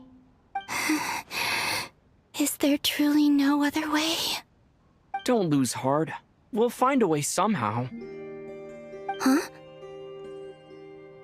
Oh, you say that, but the Frost Moon is beyond the fall sky. If we wanted to go visit her, how would we make it through to the other side? We might not have all the answers now, but I'm sure we'll find a way one day. Huh. Guess someone's gotta be the optimist. The present. The future. That's right. There are still things I can do. What's your plan? Flint's, when you were staying next door, did you ever open the window? No. The rooms here are dark and damp, and there's such a buildup of dust on the windows that the moonlight can't even get in. I didn't think it was worth the trouble. The moonlight. Ah, I think I see where you're going. One moment. I'll see if the owner is available. Don't bother. Time is of the essence.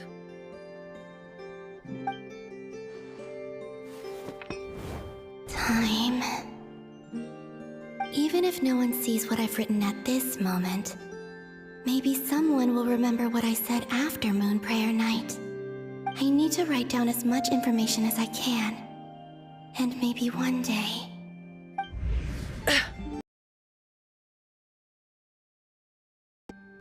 What's up with you? You can't even hold your cup steady. Are you getting tired?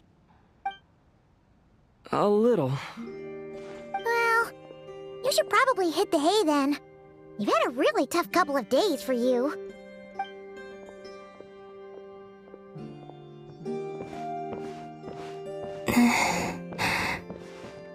You truly have.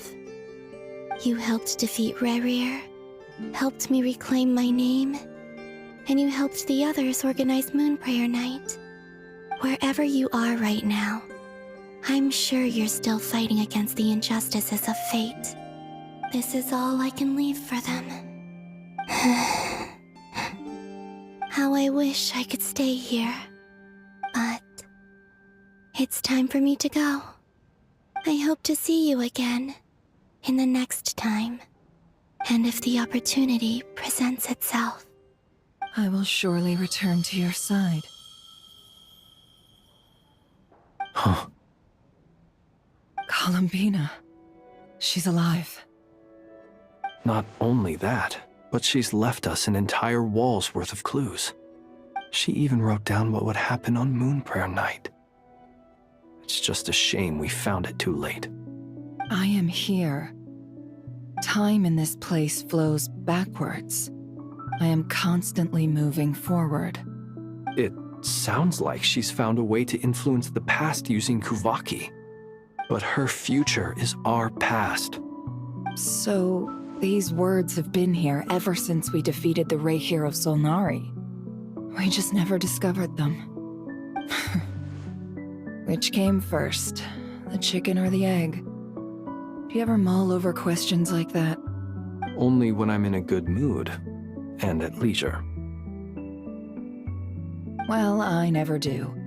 Everything that has happened already belongs to the realm of fact. As a business person, and especially an intel broker, what I do is extrapolate from those facts to try and read the future. An admirable philosophy. It's a means of survival. Let's go. We have a wall's worth of clues to share with the others.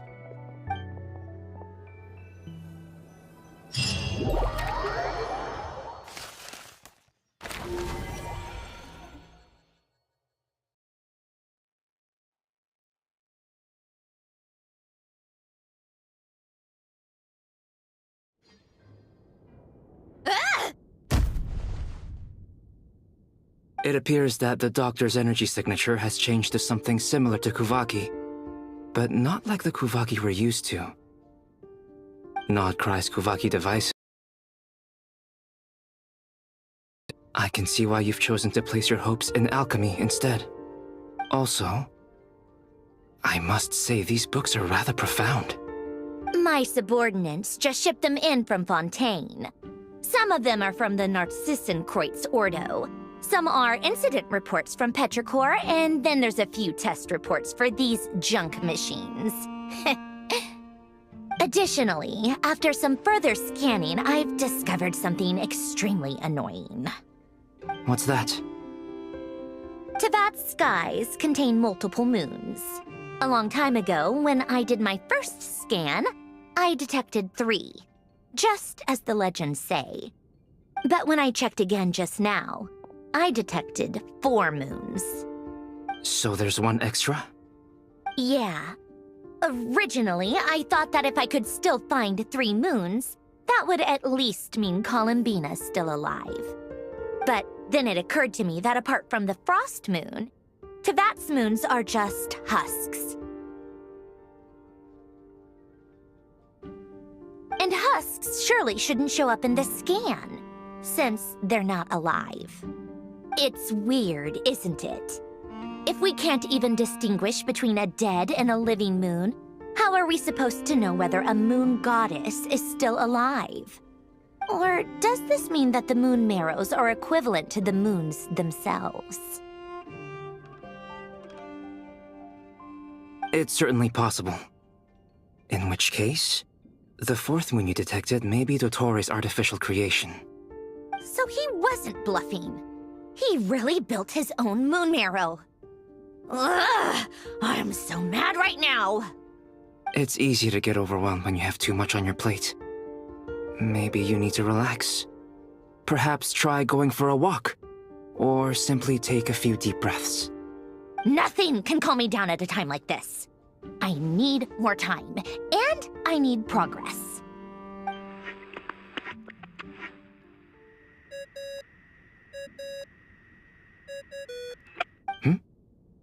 It's Mr. Flynn's. I really hate that ringing tone. Ugh. First the four orthants of the Narcissenkreuz, then moon marrows. Now what? Oh, sorry if we're disturbing you. Might I ask what's troubling you? What do you want? We're busy. Are you still at the Curatorium of Secrets? Yeah. Look, everyone else is still out, so there's no hurry. Plus, I'm busy, so I would appreciate if you gave me some space. Even though we have crucial intel to share? Fine. I'm listening. Do you intend to share it via the Dodo communication device? Ordinarily, I would, but this is a unique situation. I think it's best that we discuss it in person. See you at the Curatorium.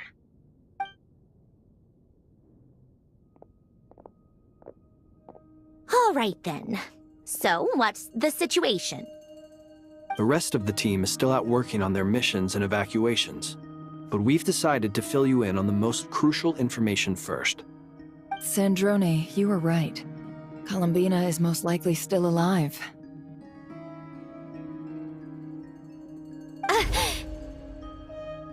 That's the best news we've received in a while, by a long way.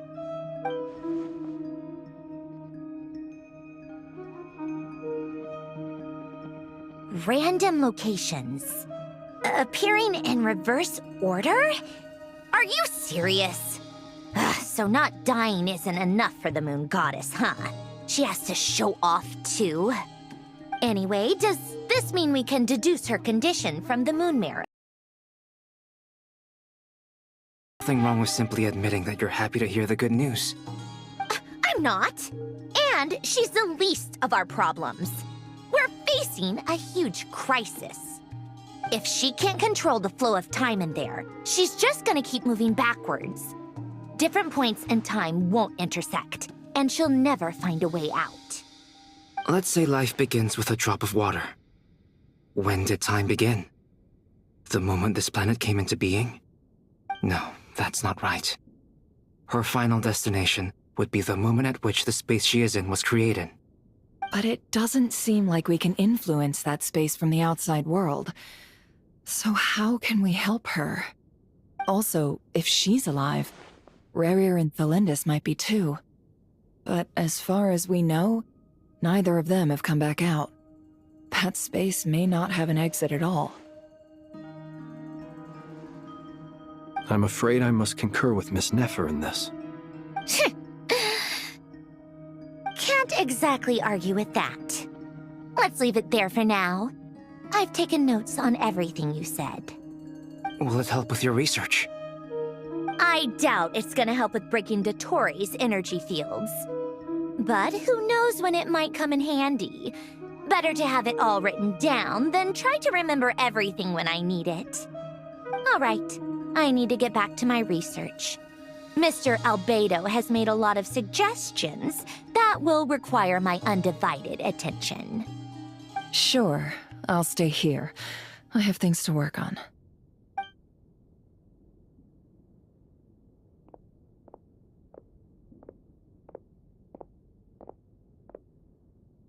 Paimon, are you there? Oh, right. She went with Varka to Natlan, didn't she? Good thing we've moved her and the Traveler's luggage in here. Speaking of the Traveler, where could they be? There's a note from Paimon. Paimon here. Not in at the moment, but if anyone needs to borrow her stuff or the Travelers, go ahead and help yourself. Paimon won't be mad. Also, Traveler, if you get back before Paimon, make sure to get some rest. Paimon misses you a lot, but put your health first, alright? How sweet. Well, since you offered, Paimon, don't mind if I do. This is the Traveler and Paimon's luggage. All the items they use day to day are here. It's well organized. I wonder which of them is responsible for that. What do we have here?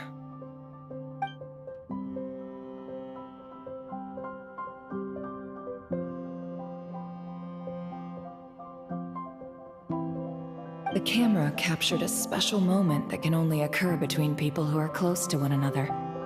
You can really sense how the photographer feels about their subject. I wonder why this picture was placed outside. Is it because Paimon recently looked at it?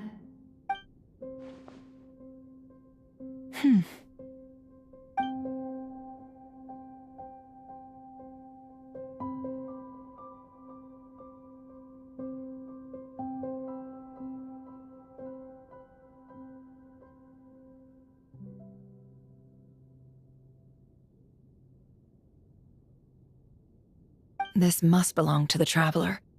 Perfect. I'll use this. Hang in there. We'll find you.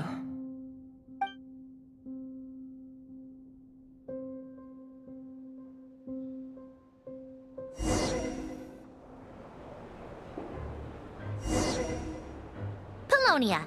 Search keyword world formula and bring me all relevant books.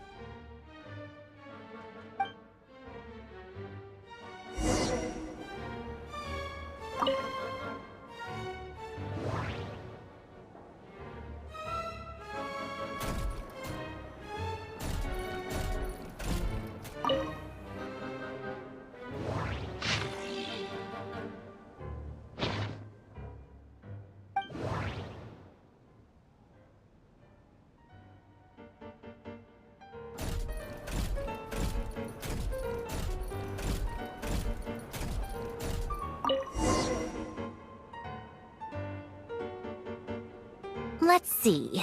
This one is Ontonki's sermon dictation concerning the apocalypse. I believe that the correct term for this is Fortuna. This was an ancient Romorian technology, a wisdom unparalleled. I never imagined that Romorian ideas would be so similar to the diagram I have named, the World Formula. This is strong evidence that human civilization should gradually shed possibilities as it continues to explore and evolve. The end of humankind may well be upon us right now. The sparks of civilization shall run out, unless we consider introducing variables from outside the system. Variables? Surely that can only mean one thing. Descenders? Dottore likely captured the Traveler because of his descender status. But the Three Moons' authority comes from the world itself. Why would Dottore need anything beyond that? Where does this variable factor in? The world formula calculates the fate of an entire world. Introducing a variable would therefore give us...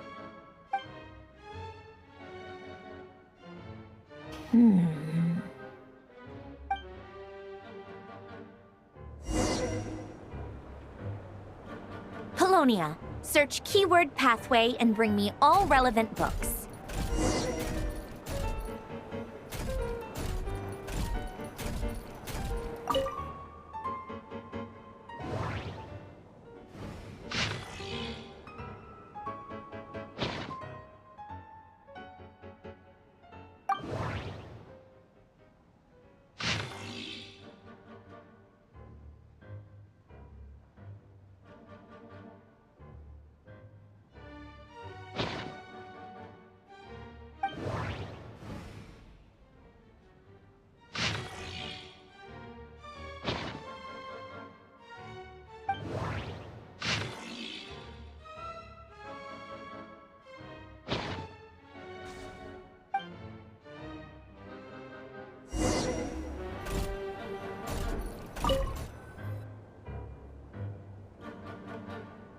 Otonki Sermon Dictation.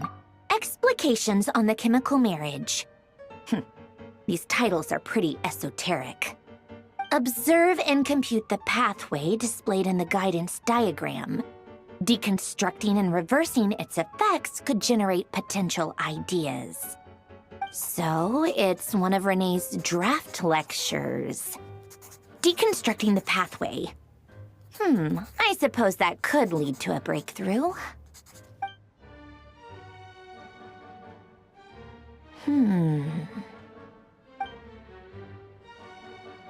This is so long. This guy sure loves showing off his knowledge.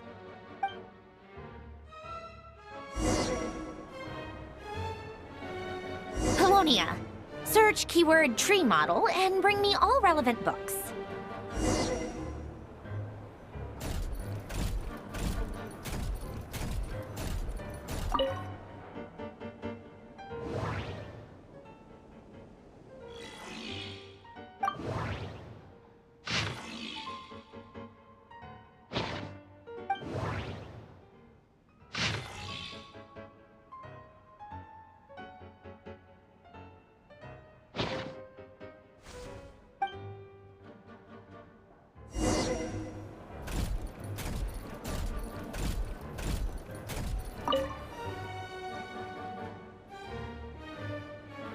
Most of the experimental devices proposed by the Lilia Crucis Ordo are built based on the simple and basic logical structure of a tree model. Lilia Crucis. Guess they were trying to cover up the name of the Nausitzenkreuz Ordo? When Duke St. Germanus departed, he said, "It seems that there's no going back." Alas, he is only a genius when it comes to machines. In all other things, he is but ordinary. Excuse me? I I'm sorry. That's just ridiculous. Herlock, the alchemist and the clockwork saint? Isn't this a novel? Come on. Still, the author swears that they knew Renee well. Whatever. I guess it's not beyond the realms of possibility that Renee would say nonsense like that on occasion. Memory, wishes, souls, and persona. Frankly, this sounds more like occultism, but if Albedo vouches for it, I suppose there must be some alchemical basis to these techniques. The way Alain Guillotin saw it, the world was comprised of machines. The universe needed machines, and thus his technologies were created. That's why I was born. René, his full name was René de Petrichor, if I recall correctly. Sounds like he and the town must be intricately connected. That place was also the source of most of our information regarding Remurian civilization. Seems like some of his projects were based on their technology. The cutting of souls and storing them in vessels. These seemingly unrelated techniques underpinned René's research. Assuming that the 4 orthants correspond to alchemical categories. The chemical marriage model? Alain would have scoffed at that. He never would have let those theories or parameters anywhere near his mathematical formulas.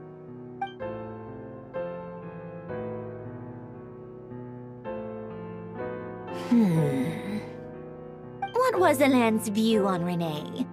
I know he mentioned the name, albeit very rarely. Oh, now I remember. Alain's old notes are here too. They mentioned René once.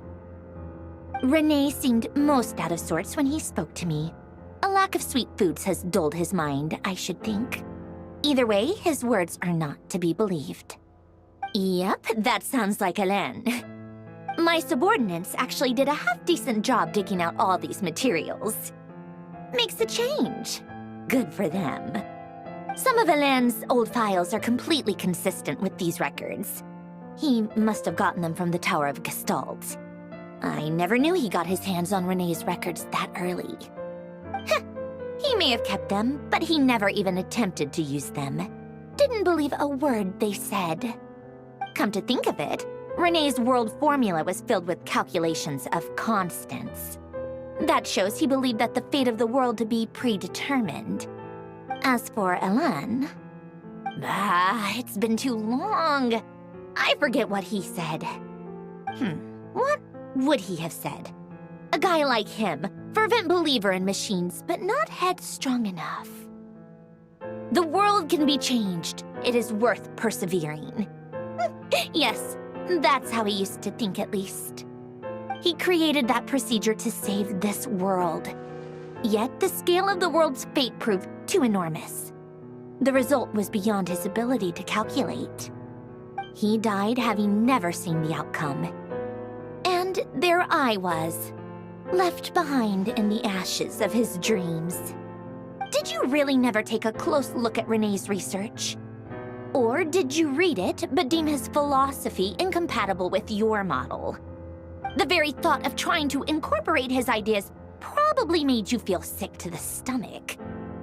Well, don't worry, because there's a whole new category of lunatic in town.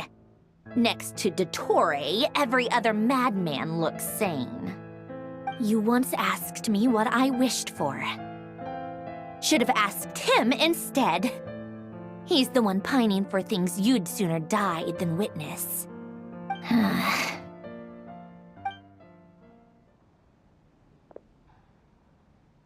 Even the tiniest variable can make big waves in the present. Now then, allow me to put these incompatible fragments together in your stead. First, establish and verify the existence of the Great Circle. Absolute nihil on one end, absolute reality on the other. Now, search between these two extremes. Then, the construction criteria. Variables. The sparks of civilization shall run out unless we consider introducing variables from outside the system.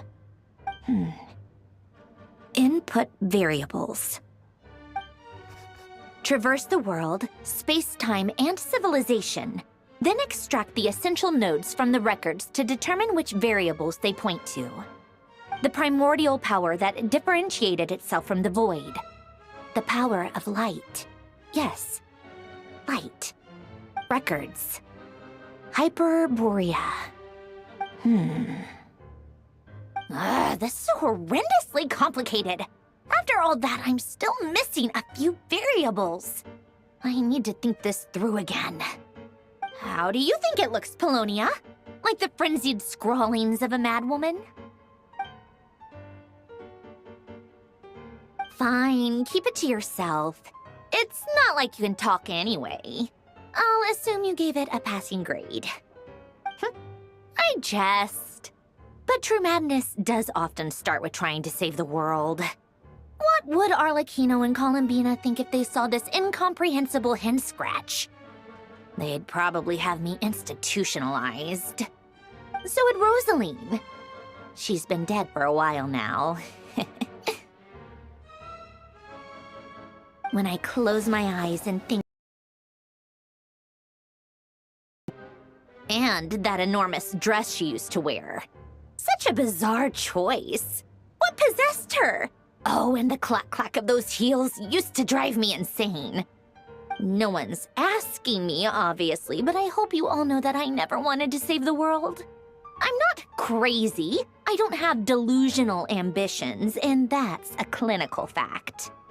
The world needs a solution, but I don't need the world's validation. It's the world begging me for answers, not the other way around.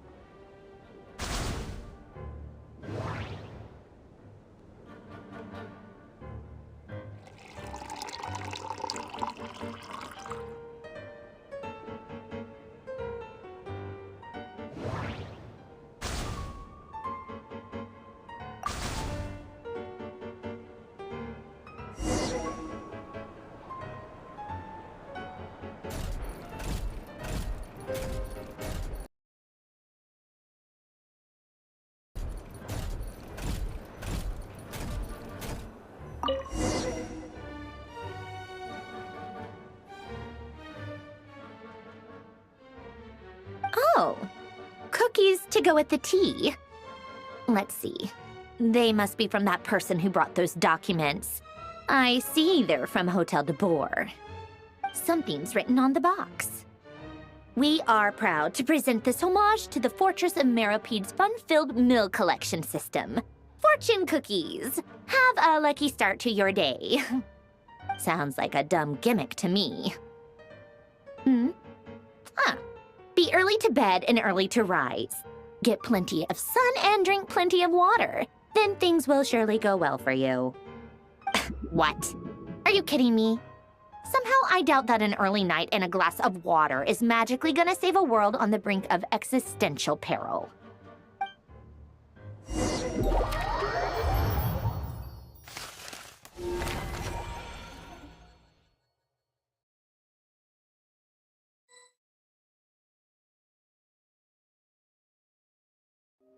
Lady Arlecchino, word has reached us that Lady Marionette's troops are all in position. They are ready to act as soon as the order is given. Excellent. The only thing is, they are fewer in number than we expected. It looks like many of them must have lost their lives at the hand of the monsters released by the Doctor. Can't be helped. Allow them to join our ranks, and keep in contact. As you wish.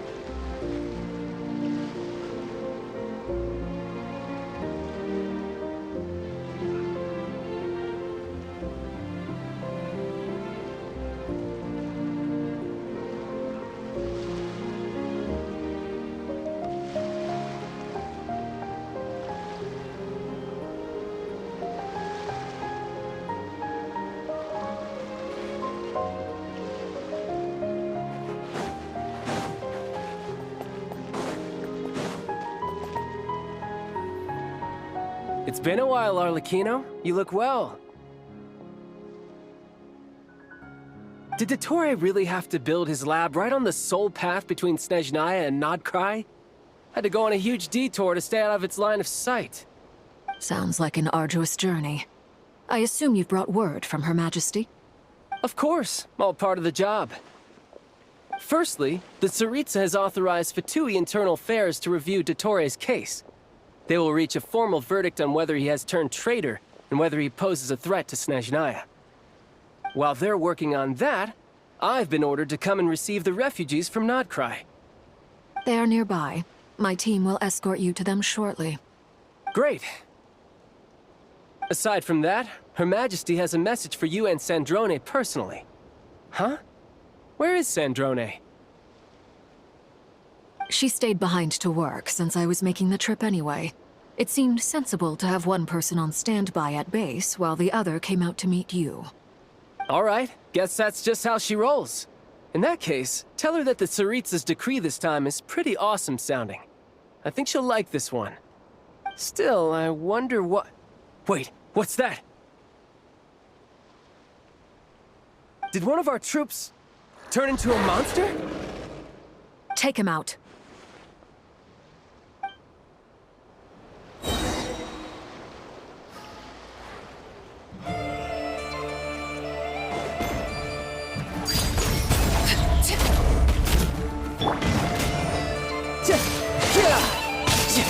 Shouldn't let your guard down. Everlasting as the moon! You've gotten stronger, Arlecchino. Nice. Stop that right now. I appreciate the praise, but I am not fighting you today. I knew it.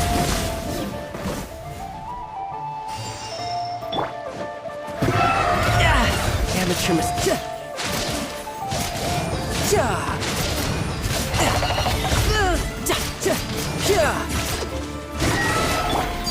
Laid bare.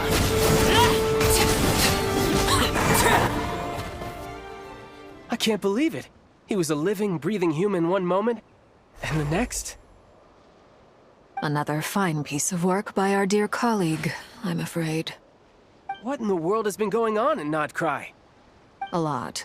But long story short, Dottore stole 2 moon marrows that should have belonged to Columbina, then built a 3rd moon marrow of his own to concentrate the Trilunar Authority in his hands. What? What do you mean he built a moon marrow? People build roads and houses, not moon marrows. What's his next DIY project? He's gonna build a god? You could stand to be less surprised. We are harbingers. The work we are engaged in makes the creation of gods seem mundane by comparison. I tell everyone who asks that you once crossed swords with Rex Lapis while serving as a key supporter for Rosaline's plan. But right now, you're acting like a common adventurer. Thanks for speaking up for me. Those 2 really took me for a ride back then. Then again, surely no common adventurer would manage to get tangled up with them the way I did. That's gotta count in my favor, right? It almost sounds like you wish to repeat the experience. I might have to lower my opinion of you. No. I'll stop talking. Please, go on. Dottore is currently still experimenting with his newfound power in ways that continue to corrode the outside world. As for the human mutation, I believe this is simply a consequence of his experiments, and not a strategic move. That radiant beast was allowed to live so that he could become an experimental subject. Also, those of us who fought Dottore have been afflicted with a curse. As such, I cannot leave Nodcry. This is so much worse than I thought. No wonder Her Majesty's decree is so extreme. While these exceptional circumstances persist, the Harbingers are hereby authorized to use unilateral executive powers. Should Dottore pose a threat, Arlecchino and Sandrone are permitted to eliminate him. My thanks to Her Majesty. I will pass these good tidings on to Sandrone. Her Majesty has also declared that she will refrain from launching an attack on the now evacuated Nodcry due to the presence of unretrieved research material. A wise decision. By the way, how's my old partner doing? I'm assuming they're with you? Partner? You mean the Traveler? I'm afraid I have bad news. He was captured after our failed assault into Torre's lab. His whereabouts are currently unknown. What? Why? Since when does Dottore have a bone to pick with him? That is indeed the question. I'm not sure he does. He must have some other goal in mind. This won't do. I have to rescue him. You can't. We have no idea where the Traveler is. What am I supposed to do then? Stand here twiddling my thumbs? Sandrone is working on it. The best thing you can do right now is complete your mission. Fine. I guess I'll leave this to you then. One last thing. Tell the Rooster to get the message out to the gods and citizens of every nation in Tevat. Beware. An uncontrollable pollution is spreading forth from Nodcry. The source of that pollution is a madman drunk on the success of his experiments. The Fatui and our allies will endeavor to contain the threat. However, if Nodcry falls, things are likely to escalate. Considering Dottore is one of our own, all Fatui stationed in Nodcry consider it our duty to stay and fight him to the bitter end. Whatever the cost. Hey, don't be too pessimistic. If it comes to it, I'm sure Her Majesty won't stand by and do nothing. I hope you're right.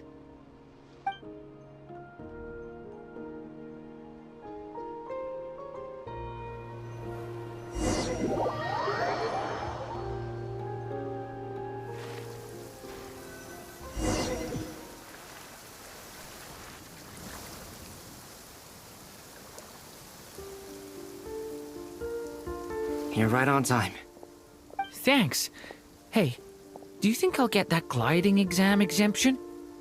I made sure I was on my best behavior in Mondstadt. I landed well outside the city and walked in through the gates. I'll help you apply, don't worry. For now, let's see what we have here. What are the Doctor's energy fields even made from?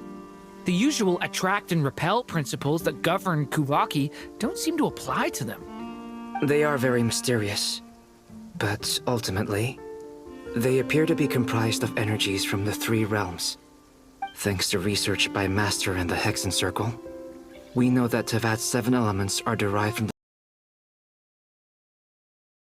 which is antagonistic with the power of the Void Realm. Since you have the power of the Dragon Durin within you, I'm sure you can already tell that this energy field contains no abyssal energy. That's true. It's not abyssal energy. It's something pure, wild, and untamed. I've been thinking about something. Do you still remember the device that Dory supplied from the Academia when you and Miss Columbina fought Rarier? That was one of the most marvelous feats of ingenuity I've ever seen. The design, the craftsmanship, the material selection. I couldn't fault any of it. Not to mention the operating principles. Surely the most ingenious feature of all. Dory didn't go into detail on how it functions, but I have a working theory. The clue was that Miss Columbina was somehow able to use the pyro energy that you provided, despite the fact that, as a moon goddess, she should only be able to use light realm energy in principle. Now, all elemental energy is, of course, derived from light realm energy to begin with. Hence, I suspect that the device works by restoring elemental energy to its original state. This presumes a theoretical model of the 7 elements akin to that of light refracted through a prism. Perhaps it is no mere analogy. Maybe there is indeed a prism in this model. I almost wonder if the idea for the device was conceived based on direct observations of said prism. It would explain how such an ironclad design concept was achieved. It is at once a masterwork of engineering and a groundbreaking application of the Academia's latest elemental theories. I suspect only Lesser Lord Kusanali herself could have devised such an ambitious technology. But back to the energy field before us. If this is pure light realm energy, Its relation to elemental energy is one of integration versus division. Or you could say that the former contains the latter. Could this mean that elemental energy can dilute the power of the light realm? Should we give it a try? We should.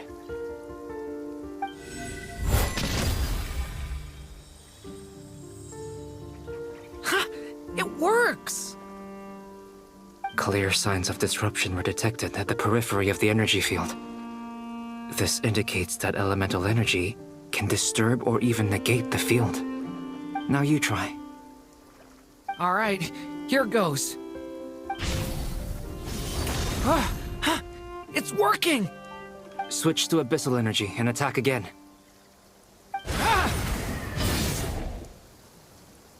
No surprises there. Abyssal power drains the energy field to a significantly greater extent.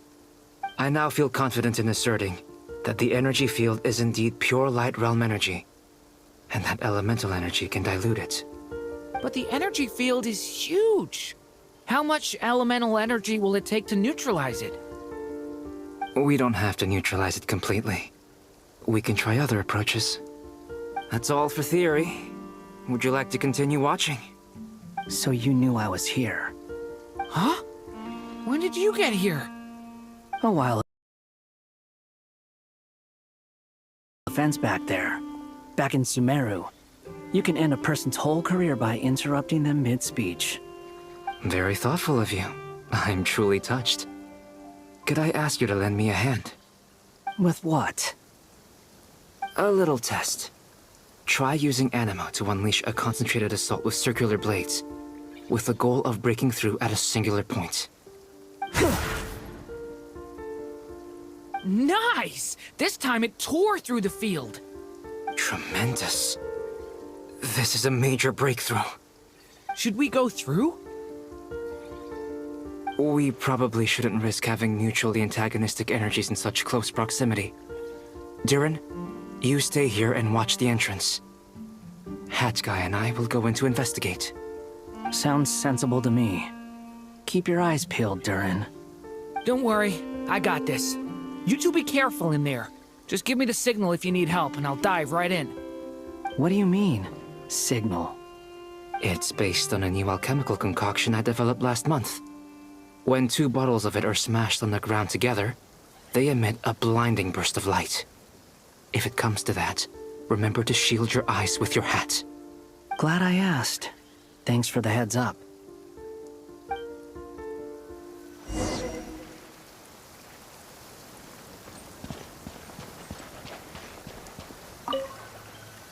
Like I thought. Beyond a certain distance, we can't see the opening where we came in. Maybe that's to prevent people from escaping.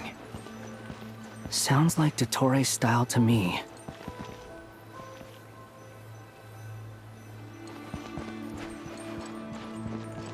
Not much has changed. Things are basically the same here as they were before the energy field appeared.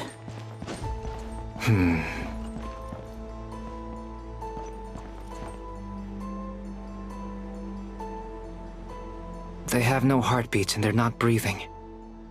We can only assume they're dead.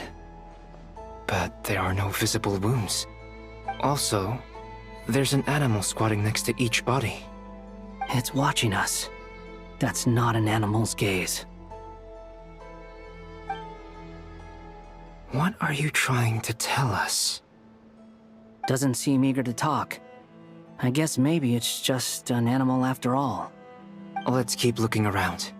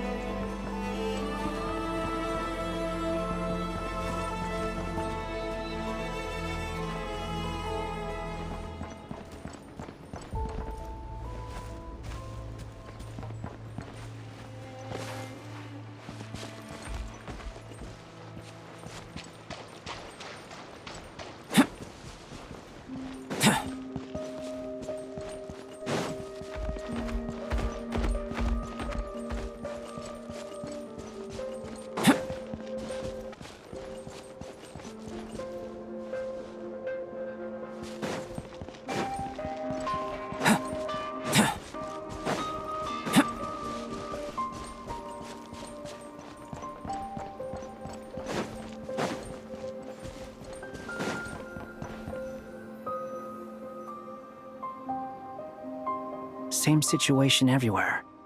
Not a living soul in sight. Just countless bodies with animals standing watch over them. Well, I think we can safely rule out the possibility that they're all pets.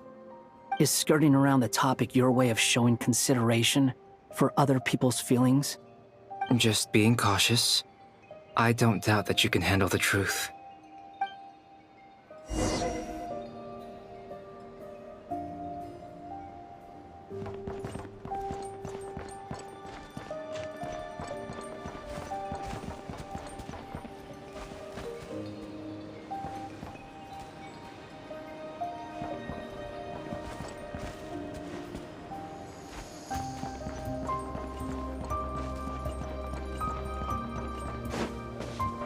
Careful. Please, help us. Please. Over there, I hear a voice.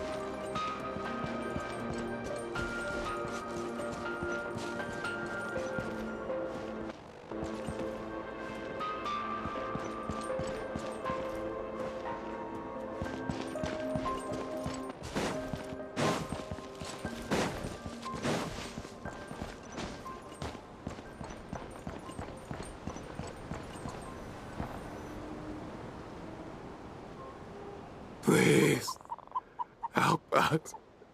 Please. What happened here? I don't know. Suddenly, everyone collapsed. Then my line of sight got lower. I still have some of my senses left. I gotta get out of here.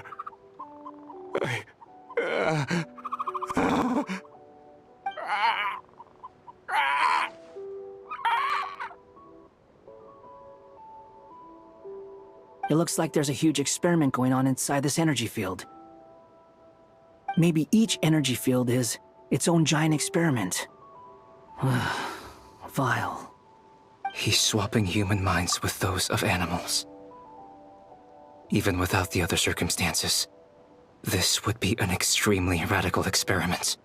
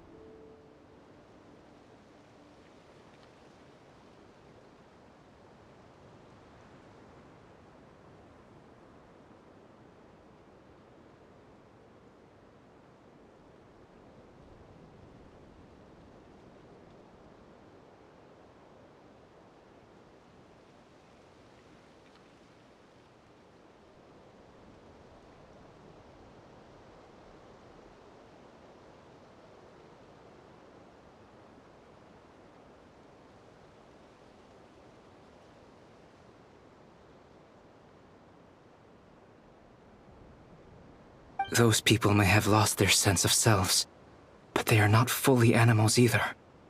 If they were, they would have left. But instead, their instincts are driving them to remain by their dead bodies.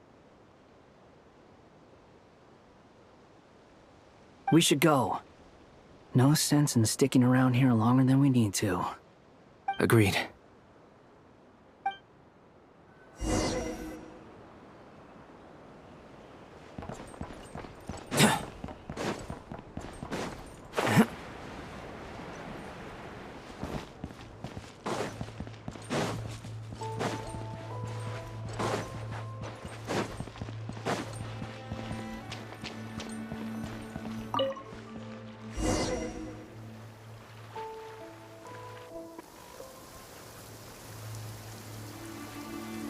You're back!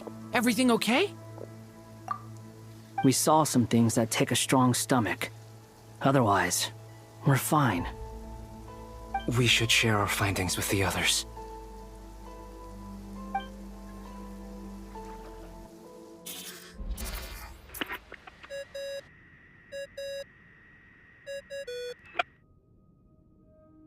Yes? Who is it? Miss Nefer, it's me, Albedo. We found a way to break through the energy fields. With enough control, it's possible to tear them open using elemental energy. Also, we managed to take a look inside. Dottore is carrying out his cruel experiments on an immense scale. Any residents who have failed to evacuate in time will likely meet a grisly end. Sounds like he's living down to our expectations. Might I ask how things are proceeding on your end? I'm just about to get started. I'll be in touch once I have a result. Understood. Stay safe. I will.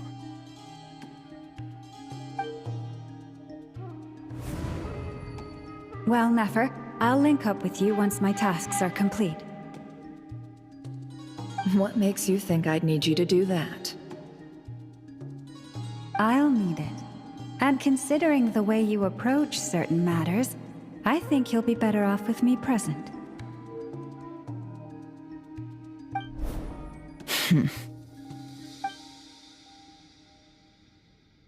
Let's begin. Entering simulation mode. A vast wasteland.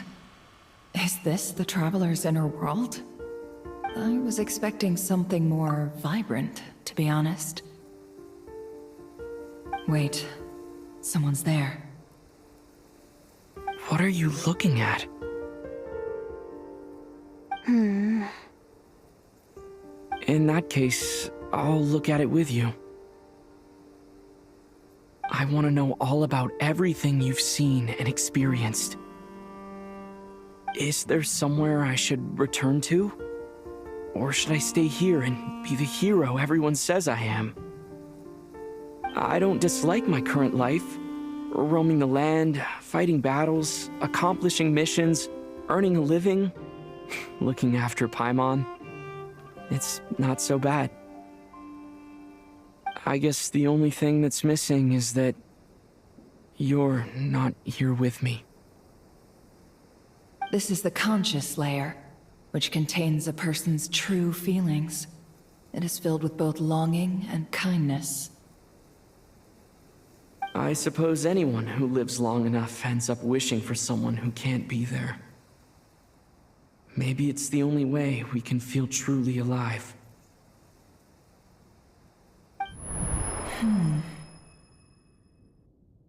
Time to delve a little deeper.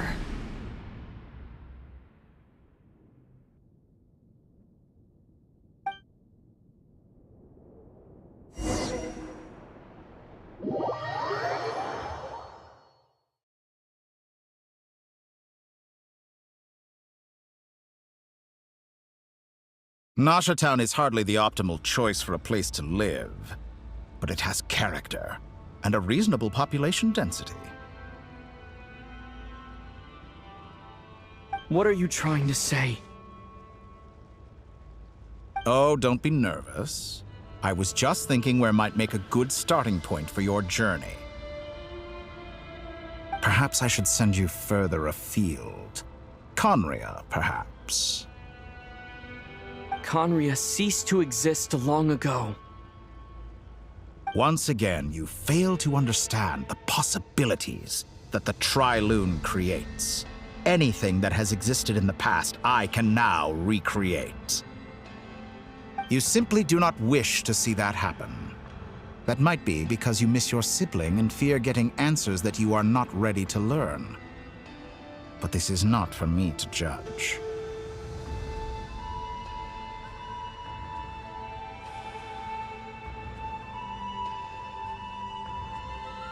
If we are to collaborate, we need to maintain an amicable relationship. In a moment, you will be able to...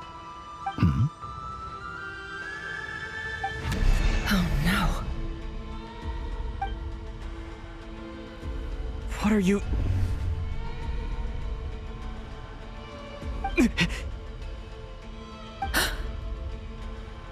What are you gonna do? Don't move. Something unwanted has crept into... Oh? gone as quickly as it came.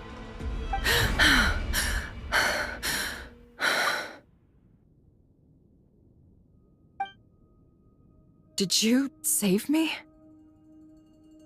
If I hadn't cut the connection, Dottore might have caught you from the other side and destroyed you. This was a good idea, but once is plenty. You were exceptionally brave. Excellent work.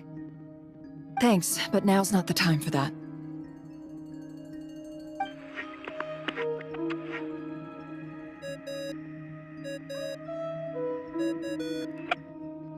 Albedo speaking. I think I know where he is. What is this endless darkness? I can't see anything, even though my eyes are wide open. But why? What happened? Ah, sorry about that. I take it you didn't notice. Just now, a friend of yours took a little peek into your mind. Could it be Nefer? How did she do it?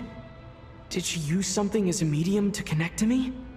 Do you think she's aware of your current circumstances?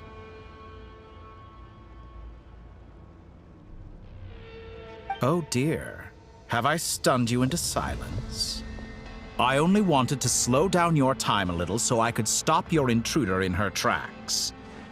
It would have been nice to capture the spy.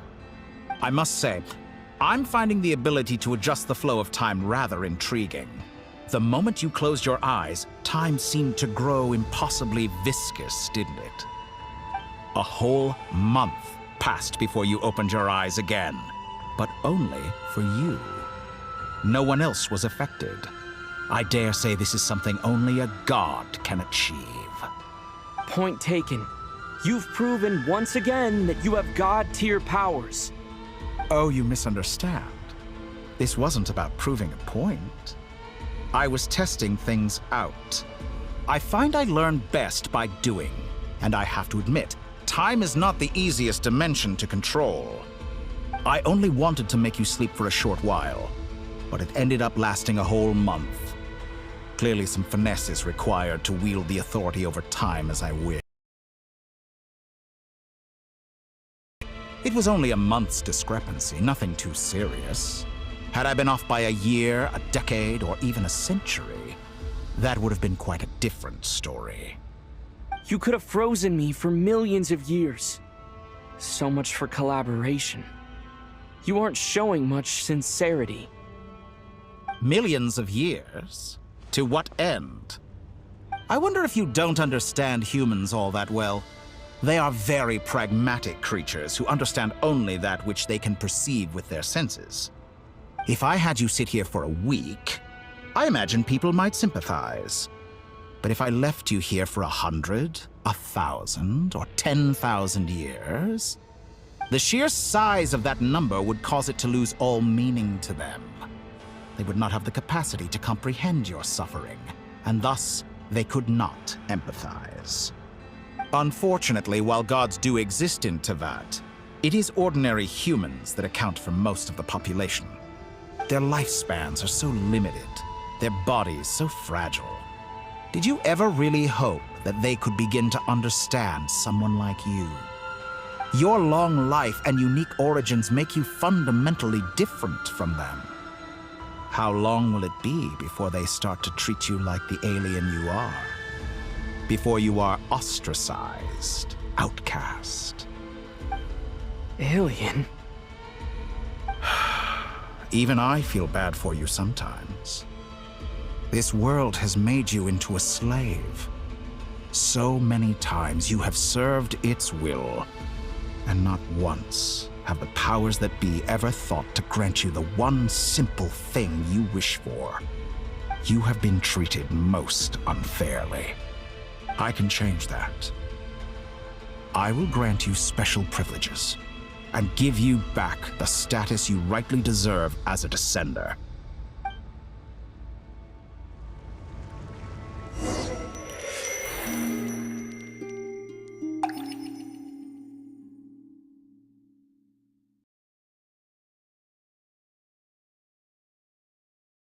I've I've entered the past 3 times at this point, but I still have so many questions. For instance, beyond each point being further back in time than the last, what determines the specific locations at which I can make entry? So far, the common thread linking all 3 scenarios is that the Traveler has been present. But it's more than that. I know I sensed something familiar around him. What was it? I'll keep this question in mind as I carry on.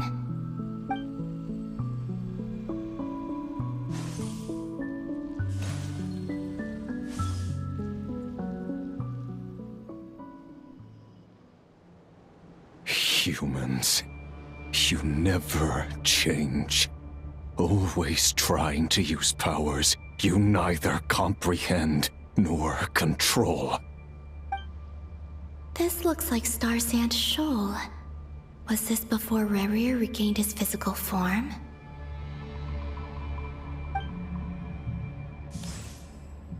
You've messed with the cannon again, huh? Sorry, but this round's not gonna go your way. The cannon. That's right.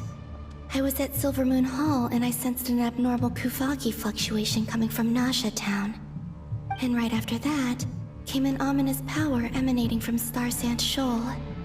My body was once torn into countless pieces and hurled into the swirling chaos of time itself. But even so, my life and will were not extinguished.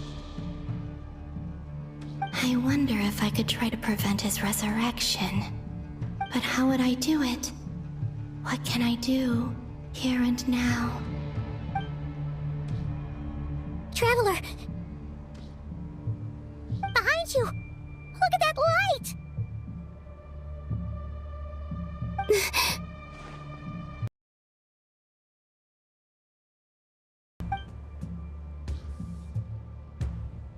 He's using the Kuvaki shield, like I taught him. Is he going to use it to block the cannon's beam? He's strong. I'm sure he can manage.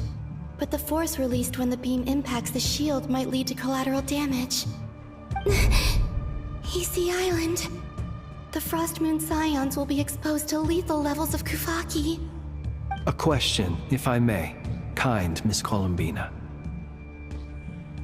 When the cannon's Kuvaki beam was deflected earlier, I saw several bolts of energy streak toward Hisi Island, only to be blocked. Did you also have a hand in that? Maybe that really was me after all. Well, future me. But I don't know if I have enough power left. Sigi sato pasa sais, sniti ipotovtos. There's no time. Osestikos paratin tiram to risuiku, to pirto aithion feraton. I have to make it. Great land. Oh, slumbering moonlight of Nodcry. If you can hear me, if you can sense my call, then please, heed me once more!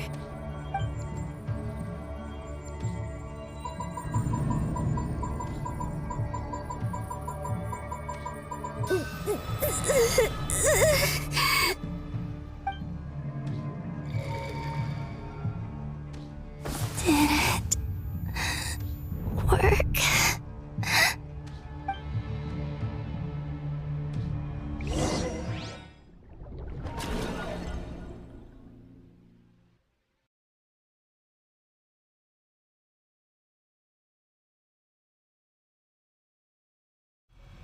Hey, wake up. Hey, did you hear me? Columbina, I said wake up, now! Oh, good morning, Sandrone. It's 3 in the afternoon, actually. And could you kindly not use my quarters as your personal nap room next time? But I feel so safe here. And you're Coffee, right? It's so bitter, but it smells lovely. It's like you were raised by wolves in a forest or something. What did you drink growing up? Grass tea? The Frost Moon Scions certainly led a more frugal existence than the Fatui. Then I'll bet you've never eaten one of these before. It smells delicious. That's because it's a Fontanian recipe. I had a little free time today, so I made a batch. Rosaline will be here shortly, but if you